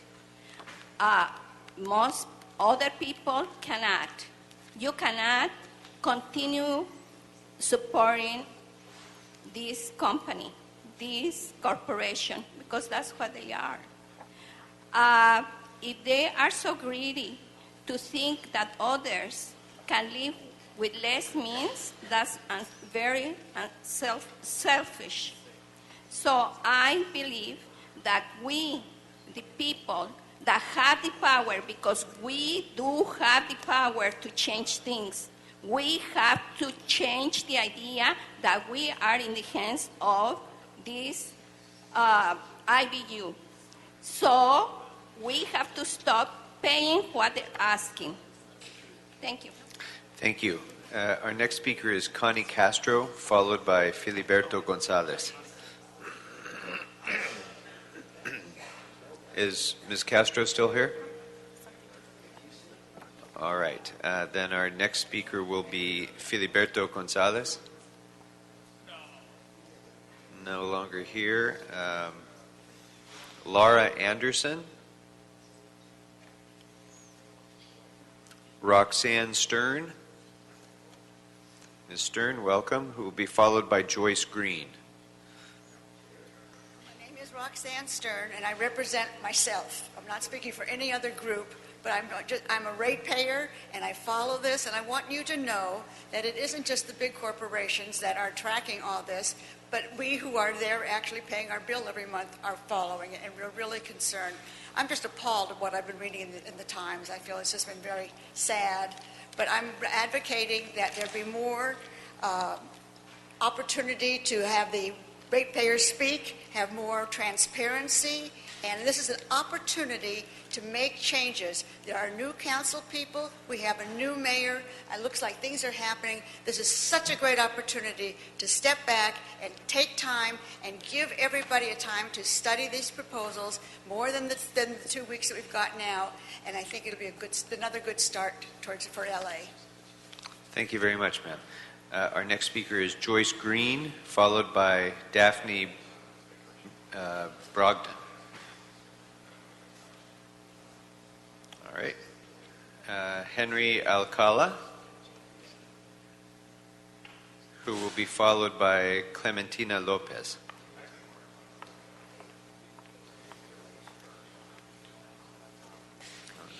Good afternoon, ladies Good and gentlemen. afternoon. My name is Henry Alcala. I'm a resident of Los Angeles for many years. I'm here to bring a good news. I came to reach out to council members of Los Angeles in an effort to bring solution to the problems of the city of Los Angeles through the funding of the H. Martin Foundation. Today, I'm representing a worldwide humanitarian funding institution. I'm serving as a volunteer leader for the H. Martin Foundation Far East Humanitarian Services. The H. Martin Foundation is now reaching out to the mayors and council members of Southern California with the intent to provide funding for the various serious programs and projects to provide services and create jobs. The funds are privately owned and recognized by the highest monetary authorities of the United States and the U.S. government. The H. Martin Foundation is not a loan, it's not a government grant, or it's not a donation. The H. Martin Foundation would like to collaborate with the local government to build model project for the H. Martin Foundation Community Global Center plus the name of the city, which will serve as a sample model project before the H. Martin Foundation open to the public. This center will house different nonprofit organizations, humanitarian agencies, will provide services to create jobs and benefit for the people of the community.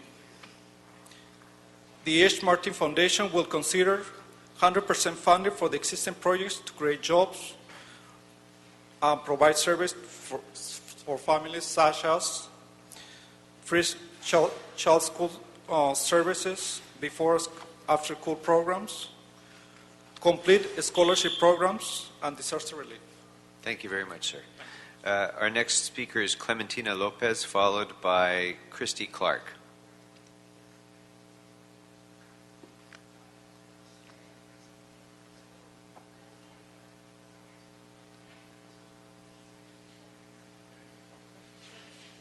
Come on up. Good afternoon. First of all, I just want to say that this is an amazing thing that you're being so transparent about these negotiations, and we haven't had this before. And it is a wonderful thing. However, of course, it took 2.5 hours to get to public comments today, so most of the people that really had something to say are not going to be heard. And even now, most of the people aren't here. And even the ratepayer advocate who was there to represent the stakeholders, it's not being videoed. Our stakeholders aren't even hearing him. It's a great idea, but it needs to be even more transparent. We need even more transparency with our stakeholders. And they need a chance to say what they want in the future, any ideas that they may have. And I understand that we've known about this for a while. Monday night, I would like to invite all of the council members. If you can't come, at least please send a staffer. The neighborhood councils are having a town hall meeting here in City Hall, and we're going to discuss all of this because we haven't had much time to discuss this with our stakeholders and hopefully be able to give some feedback back at that point. But please, I invite all of you to come 7 o'clock here at the Public Works Building. It's important. Obviously, this is important to all of our neighborhood council members. They couldn't be here today. Some of them tried. 3 hours later, it's very difficult to spend this much time off work.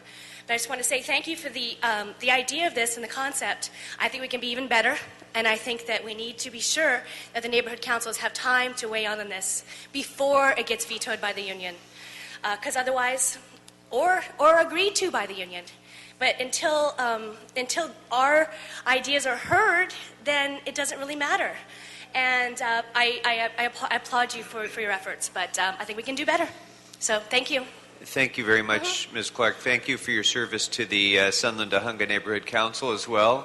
My former digs and Mr. Fuentes' district up there in Sunland-Ahunga, thank you for your service. Just for your information, this meeting right now is on television on Channel 35 and is available at LACityView.org. LACityView.org, I think, is the website. So it is going to be on tape, readily available on the website. Comments can be provided through any of our personal websites, of course, as well through our email comment systems, and we welcome that. And thank you for the meeting that you've scheduled for Monday as well, which will provide an even greater opportunity for discussion, which, by the way, has never happened because the charter does not provide, the Charter of Los Angeles does not provide for anyone to be involved in labor negotiations or resolution of lawsuits other than the council and the mayor. It's never been anticipated to be within the province of the neighborhood councils, and yet we're making every effort now in this particular circumstances, given the importance of this contract, to engage the public. So I appreciate the steps you're taking in that regard as well. Mr. LaBlanche. Thank you. Just a clarification. Mr. City Attorney, could you just stand up and just explain, because I don't want to fool anybody from a neighborhood council and say they want to get involved with detailed labor negotiations. I think we want everyone's comments, but just please explain there's a separation, because I don't want you to think that at some time in the future you're going to have on your agenda a detailed 47-page labor contract that we want to know what your neighborhood council thinks on. Would you please explain how labor does, and it's just a follow-up? Certainly, just very briefly, under the charter, setting of salaries is exclusively within the province of the city council. Right, and the voice of everyone should be heard, but at the same time, you're not going to get a detailed document that's going to tell you whether or not you can work on a Tuesday and not on a Wednesday, or whether you quit at 5 o'clock, or whether you have to work till 6, et cetera, et cetera. Thank you, Mr. Chair.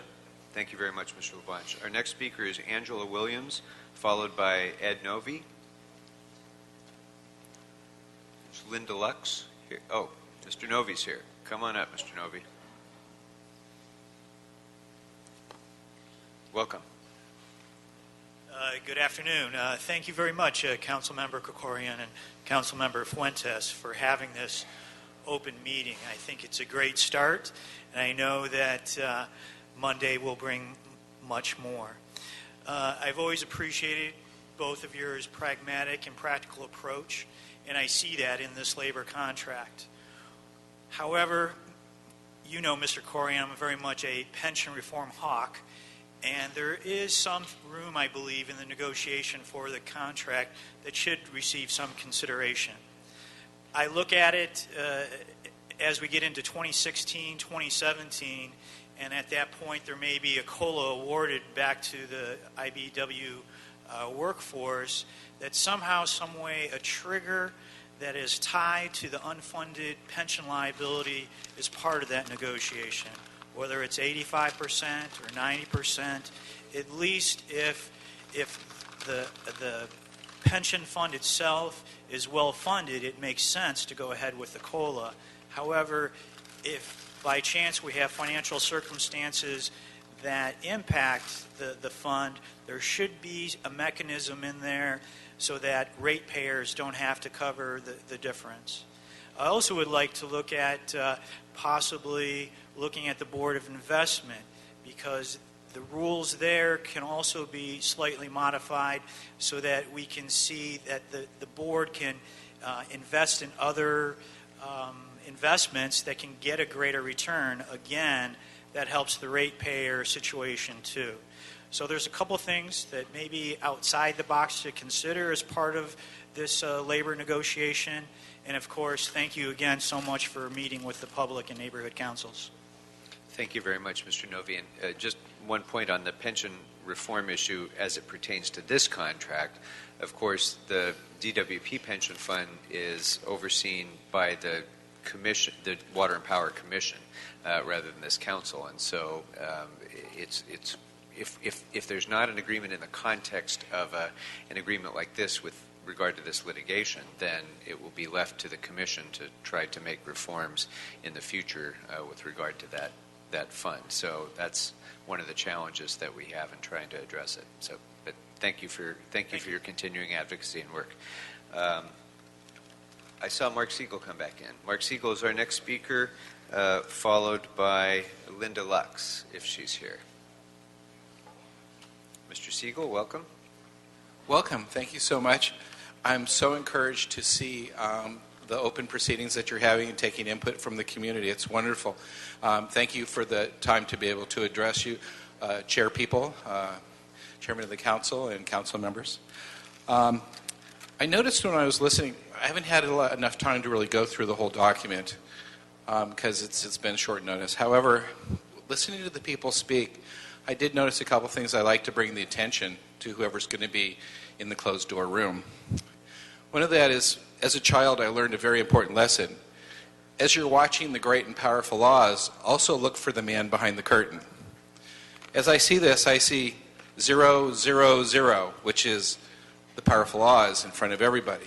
But when we come to look at the numbers, and they're saying that they have to work out over the next 4 years what the tipping point is, if he knew that it was here and they've been working on this contract for as long as they have, how come they don't have the numbers already? He knows what's going to happen. He knows 30% of the people are going to retire. He knows they have an aging workforce. It's simple to calculate out within a couple percentages what's going to happen. The lady came in and she said, well, it's going to lower rates probably about 1.8%. Then they come in and they say 30% of the workforce is going to be retired, and they are going to get the COLA raises. But the workforce that stays is not going to get the COLA raises. There's an offset there that's not being accounted for that you need to look into and see what the differences are.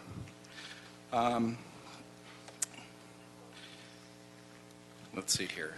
I feel it's disingenuous that the union holds a lawsuit over your head while you're negotiating.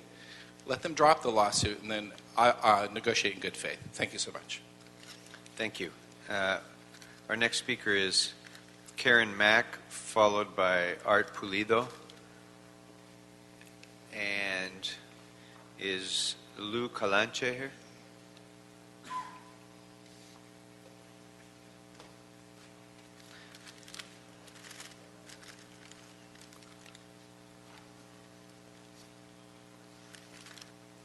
Good afternoon. Good afternoon, gentlemen and honorable board members. My name is Art Pulido. I'm from Northeast and East Side. I do a lot of volunteer work, organizing, and I'm an advocate for the poor out there. I've been watching this DWP through the last 3 years. I don't know where they're thinking, but there's 2/3 of the people in the community are poor people. They're not middle class or rich people. They're poor people. They're living in garages. Some live in 2 or 3 in a house, families. And the more you guys raise this, the more they have a chance to climb up that ladder. You guys got to look at the mirror and look at the community and says, we got to hear them. I would be out there right now if I was you guys talking to the community, see what they think about these raises and the next 4 years and all this other stuff. You know, you got to have some conscience to get out there and hear what they got to say. Because, I came out here today, left for work. I want you to hear what the poor people that can't afford to come or be out there hustling to keep food on their table. You got to hear them. They're the ones that are making this city better, working hard. And the more you guys take from more, the more you make it hard for them to live and live with integrity. That's a key word in our communities, integrity. Because that's what everybody thinks of America. strong, basic integrity to make our people with good thoughts, raise their kids, and put food on the table. And when you take it from them, this is what they feel, this is what they see. So I urge you, as a community leader, also as a community organizer, think about it. Get out there, hear it, send your field deputies out there, have meetings out there, and hear what the people out there really feel about all these raises. Sure, we want good water, but we also want to live with good water. So I thank you, gentlemen. Take that into consideration, and this is what the community wants you guys to hear from. Thank you. Thank you very much. Our next speaker is Lou Calanche, followed by Michael Lofton, and is Mr. Lofton? Yeah, come. I'm sorry? Oh, okay. Come on up, sir. Yes, good afternoon, Council. Good afternoon. I am one of the former LADWP employees that you guys have been talking about, and I'm not getting my retirement. And I'm really upset because this is supposed to be a country of law and not of men. And the problem I have with especially Herb Wesson, my mom went to his office to petition his or her elected official regarding my retirement benefits not being issued, and Herb Wesson had my mom arrested for trespass. And that's not supposed to happen in the great United States of America. And I'm giving Herb Wesson a chance to redeem himself because that was wrong. I have a clean record, no criminal history. Water and Power came with the escort of LAPD officers, had my power disconnected twice. I gave it a month because I had a generator running. I climbed a pole, reconnected myself. Because you cannot live in this country without money. In addition to that, Water and Power deprived me of other income that I had, which is savings, and that caused me to max out my credit card, and I have 2 cases that are being litigated or hadn't been resolved. But I have a clean record. That shouldn't have happened, and that's justified by Los Angeles Superior Court case BC 385899, also the demur to Los Angeles Superior Court 10K18049, and also in spite of what happened in criminal court where I was convicted of reconnecting utilities, utility theft, that was appealed and it was wrong. I expect an apology from Water and Power, a formal apology. In addition to that, I expect to have all my retirement benefits restored that I've earned, and the mayor is aware of this. Herb Wesson, I'm giving you a chance to redeem yourself. Thank you very much. All right. Thank you, sir. Mr. Wesson. Just for clarification, members, on that day, his mom came to the office, indicated that she had a gun. And then that's why the Los Angeles Police Department came in. I'm sorry, we're not going to have an exchange. No, this isn't a back and forth, but I do want to say that I have never had anyone arrested, but she had people at my district office frightened. All right, thank you. Our next speaker is Miriam Burbano, followed by Janet Martinez. Good afternoon. Good afternoon. Thank you for the opportunity. And thank you for staying. I know it has been long, so thank you for being awake. I mean, this is difficult. You're very welcome. So, 4 years. When you are 4 years old, 4 years is a long time, right? And so when they tell you, okay, 0, 0, 0, and in 4 years we will talk about it, don't fall for it. Because 4 years is a long time for a baby, but not for us. We have to have a better plan. We have to have a long-term plan. And this is the great opportunity that we have to look at those contracts and read between lines, and those little lines that we usually just sign when you go and buy a car. This is what is happening here. I think I appreciate that you clarify for us that this has been a closed business deal for over the years. And look what is happening today because it was all closed and nobody knew about it. I mean, when I was looking for employment, when my friends didn't have a job and they still don't have a job, the employees of this department got raises and more money and bonuses and all that. Okay, it happened. There is nothing that we can do about that. But we can do about something about it now. This is the opportunity to open that and stop. We can continue. You guys were elected for the people, and I don't think that the people that already have great wages, But the other people, I've seen you guys walking the streets of the neighborhood and seeing people with no employment looking for jobs, looking for better opportunities. If these people that already have a job get overtime, guess what? I have the solution for that. You can hire other people. You can train more people. And instead of a person making $100,000, they can make just the $80,000 a year and give the opportunity for somebody else to do so.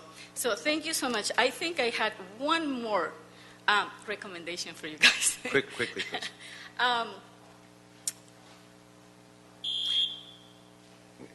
Go ahead and finish 30 your seconds. thought. Finish 30 your seconds. thought. Okay. One thought. I also heard something about we move these years as far as possible. 4 years is as far as possible. I think we can do better than that.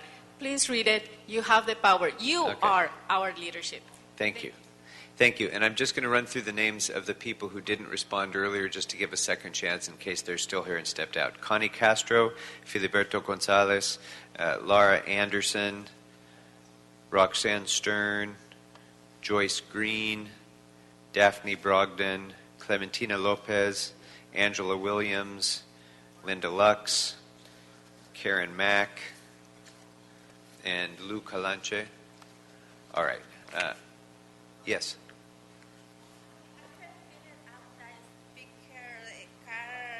For item 2. Oh, we haven't come to that yet. I could like to speak for For item 2? Yes, for item 1. Can I? Oh, you wanted to speak on item 1 instead? Yes. Oh, yes, by all means. Just state, do you have a card filled out? Yes. Okay. Only What's your name, macaron. please? Okay. My name is Vicenta Romero, and I'm here as a property owner and resident of the South LA, District 10. I'm here today because of the abusive rate that will be imposed on taxpayers of the city of Los Angeles. This is intolerable, and we can't take it anymore. That's all. Thank you. Thank you very much, ma'am. Thank you very much for being here. All right, members, the next item on the outline was the availability of the city attorney in case members had questions, not so much about the substance of the litigation, but process and so on. I have a couple actually about what would happen if we were to attempt to impose contract terms unilaterally. So could I ask representative of the city attorney's office to come on up, please?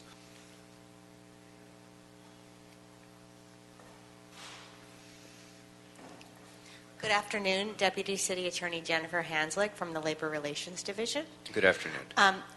Members, you have a report from your CLA, which on page 13, or 11 rather, specifically addresses the steps, and I offer that to you as a written document to follow along as I discuss unilateral implementation.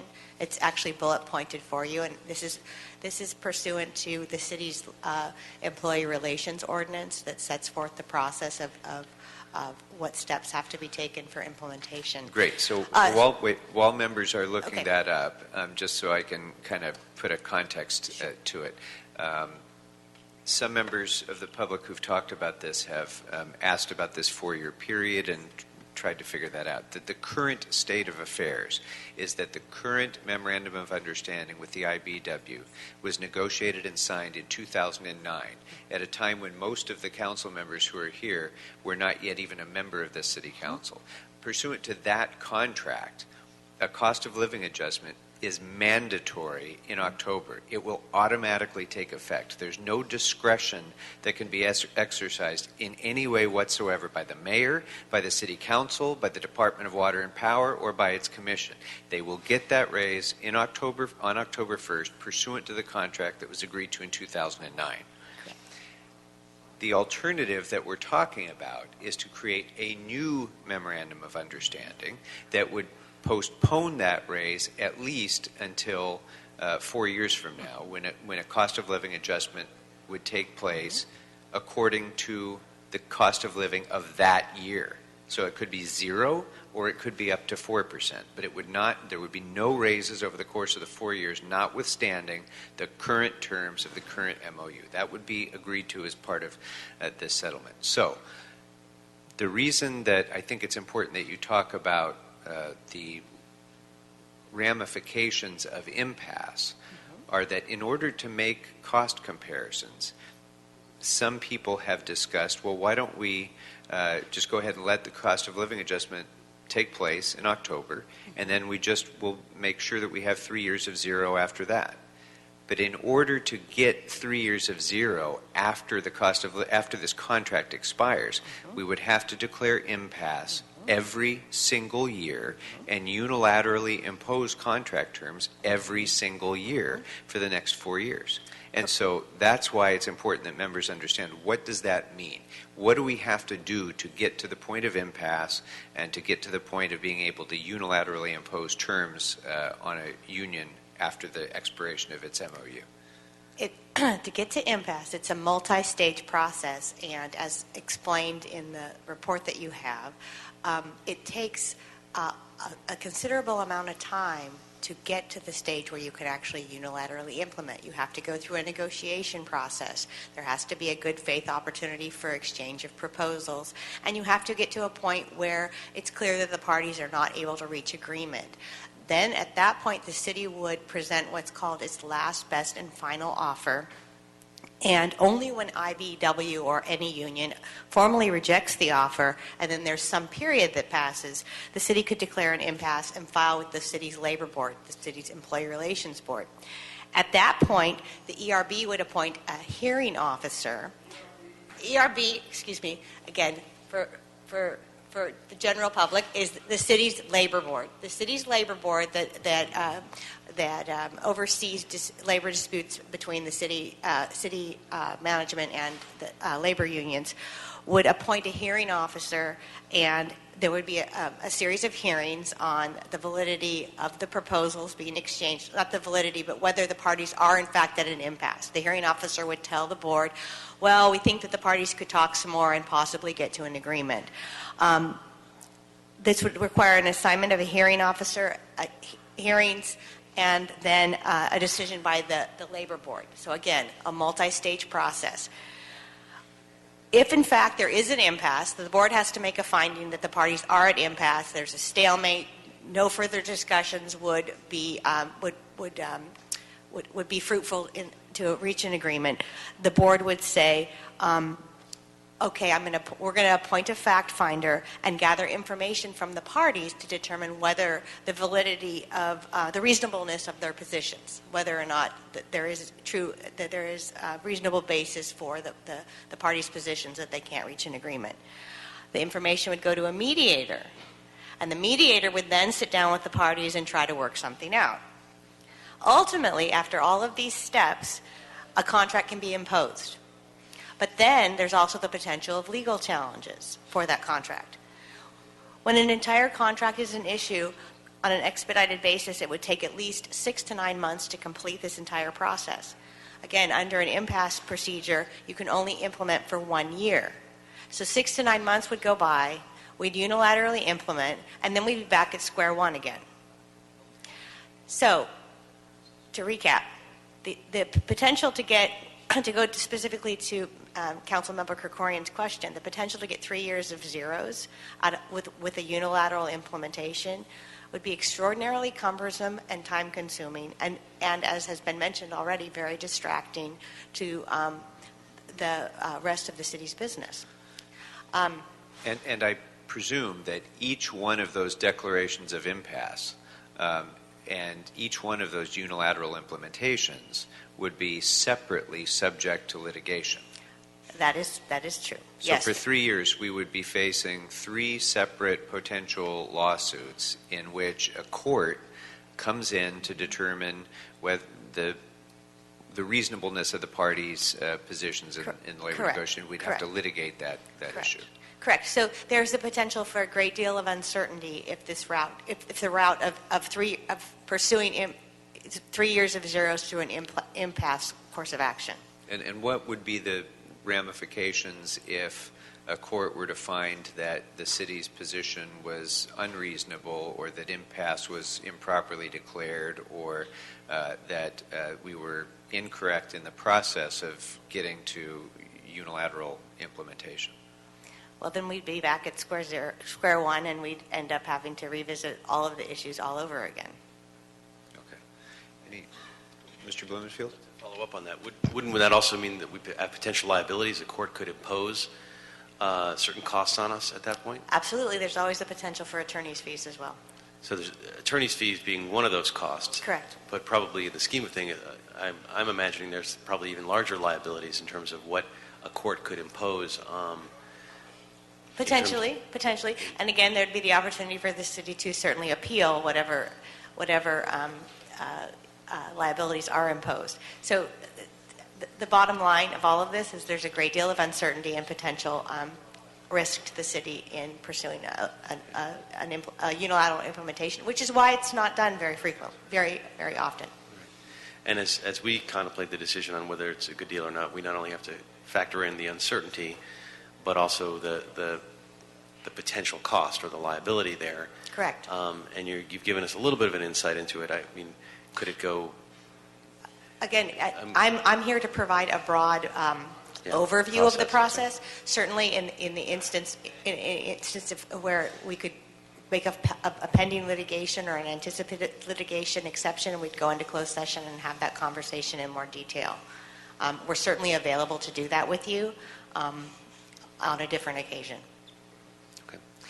And it somewhat anticipates our discussion on the next item, but in addition to these one-year processes of arbitration and all of the steps that need to be done to get to impasse.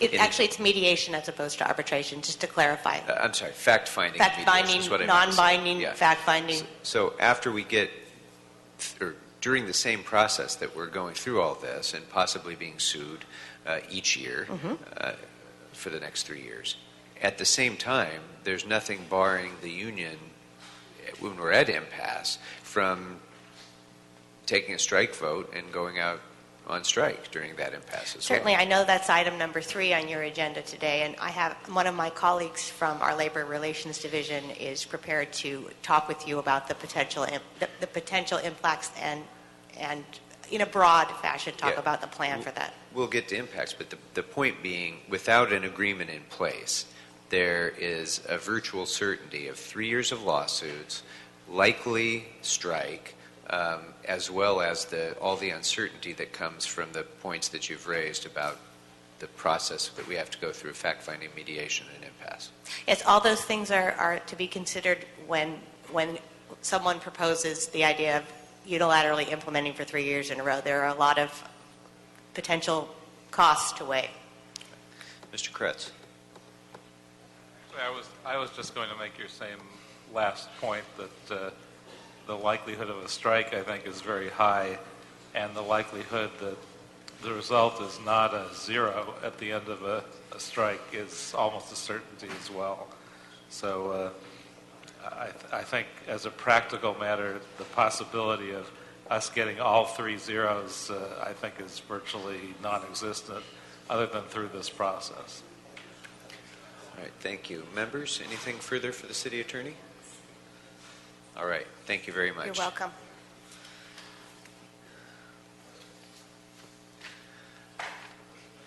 The final, well, actually, item number 2, I guess that is the final part of this discussion on item number 1, members, and I don't think that we're going to be taking any action today. Mr. Fuentes, did you want to make any suggestions as to item number 1 at this point? Or, all right, so we've heard a very, very thorough series of reports and analyses, as well as an awful lot of input from the public and from stakeholders, from ratepayers, and I very much appreciate everyone's participation in this. I think we really gave everyone an opportunity to find out what this proposal is all about, and I appreciate your participation in it. Mr. Wesson. I just have to say, well done to the 3 of you. Well done. That's it. Good job. Very thorough. Answered a lot of questions. I was impressed. Good job. Well done. Thank you very much. Now, the next item that we had on our agenda was kind of a general discussion with representatives of ratepayer and stakeholder groups. We were going to hear from representatives of the neighborhood councils as well as the business community. Everyone who was on our list already spoke, and I'm looking around and I see Mr. Wilkinson, but I think a number of the other folks have already gone. So, Mr. Wilkinson, why don't you come on up, and then if we have any of the representatives of the coalitions still here, I don't think we do. I think they spoke. Jill and others spoke. And are any of the representatives of the business organizations still here? It doesn't appear that they are. They all spoke in public comment as well. So, Mr. Wilkinson, I think the spotlight's on you, and you can just supplement your previous comments however you'd like. And if there's any questions for Mr. Wilkinson on behalf of the neighborhood councils, that would be great. And then we can move on to item number 3. Actually, on behalf of, in trying to time my comments to 2 minutes, what didn't make it was my thanks to you, to President Wesson, to the whole council for opening up this unprecedented opportunity for the public to weigh in on this very critical issue. I know there's some hesitancy about maybe is this a good idea or not. I think that openness is always a good idea. To provide people an opportunity to comment is always a good idea, even though there's a clock running and a lot of high-stakes concern for the ratepayers and for the city taxpayers involved, so that the clock is important. To be able to make this opportunity is wonderful, and I'd just like to say thank you. I didn't get a chance to say that before. You're very kind. Thank you very much, Mr. Wilkinson. And thank you for your many, many years of analysis and research of DWP issues. I know you've been one of our city's leading advocates of ratepayers on behalf of the neighborhood councils, and I really appreciate all the work that you've put in to help move us in this direction that I hope that we'll continue to be going in. So thank you for your great work. All right. Anything else on item number 1 or 2, members? Then that brings us to item number 3.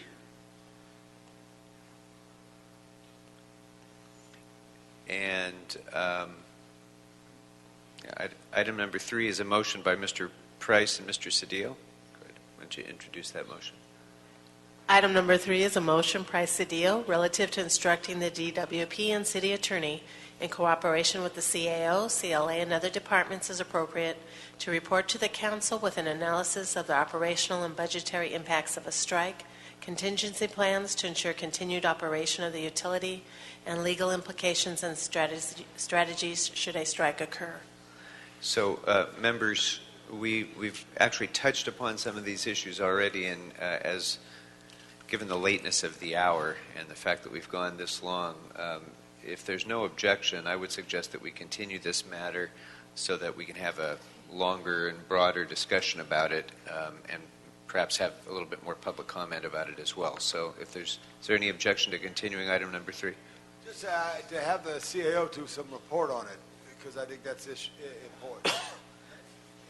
They're working on those reports, and they could speak now, but I think it would be more, they are continuing to do that work, Mr. LaBlanche, so we'll continue the hearing at least of those reports for the time being. And then that brings us to the conclusion of our open session items. So again, on behalf of the Budget and Finance Committee, I want to thank everyone for coming down and participating in this process. I think it's been a very healthy one. And Mr. Fuentes, thank you very much for joining with me in this effort. I appreciate your continuing leadership as well. Also want to thank the few participants that are left here from the general audience and the neighborhood councils. Of course, the partnership here is incredibly important to be able to communicate with you all what it is that your elected leadership and this utility is doing. And as Mr. Krikorian has underscored several times before, this really is an unprecedented approach. We should be very grateful to President Wesson for allowing us to do this. But again, thank you all for your participation, and I look forward to continuing the dialogue on a going forward basis. And I guess that brings us to item 4, which is closed session. Did you want to take general? Yeah, actually, members, unless any member has questions. We do have City Attorney available here. If anybody has questions that you'd like to discuss in closed session, please so indicate. But if no one does, I think we can forego the closed session discussion as well, unless there's feelings to the contrary. Any objection, Mr. Kretz? I had some passing questions, but I'm sure we'll have future opportunities to ask them. So let's just do it in the context of whatever our next closed session is. Very good. All right. Anything further, members?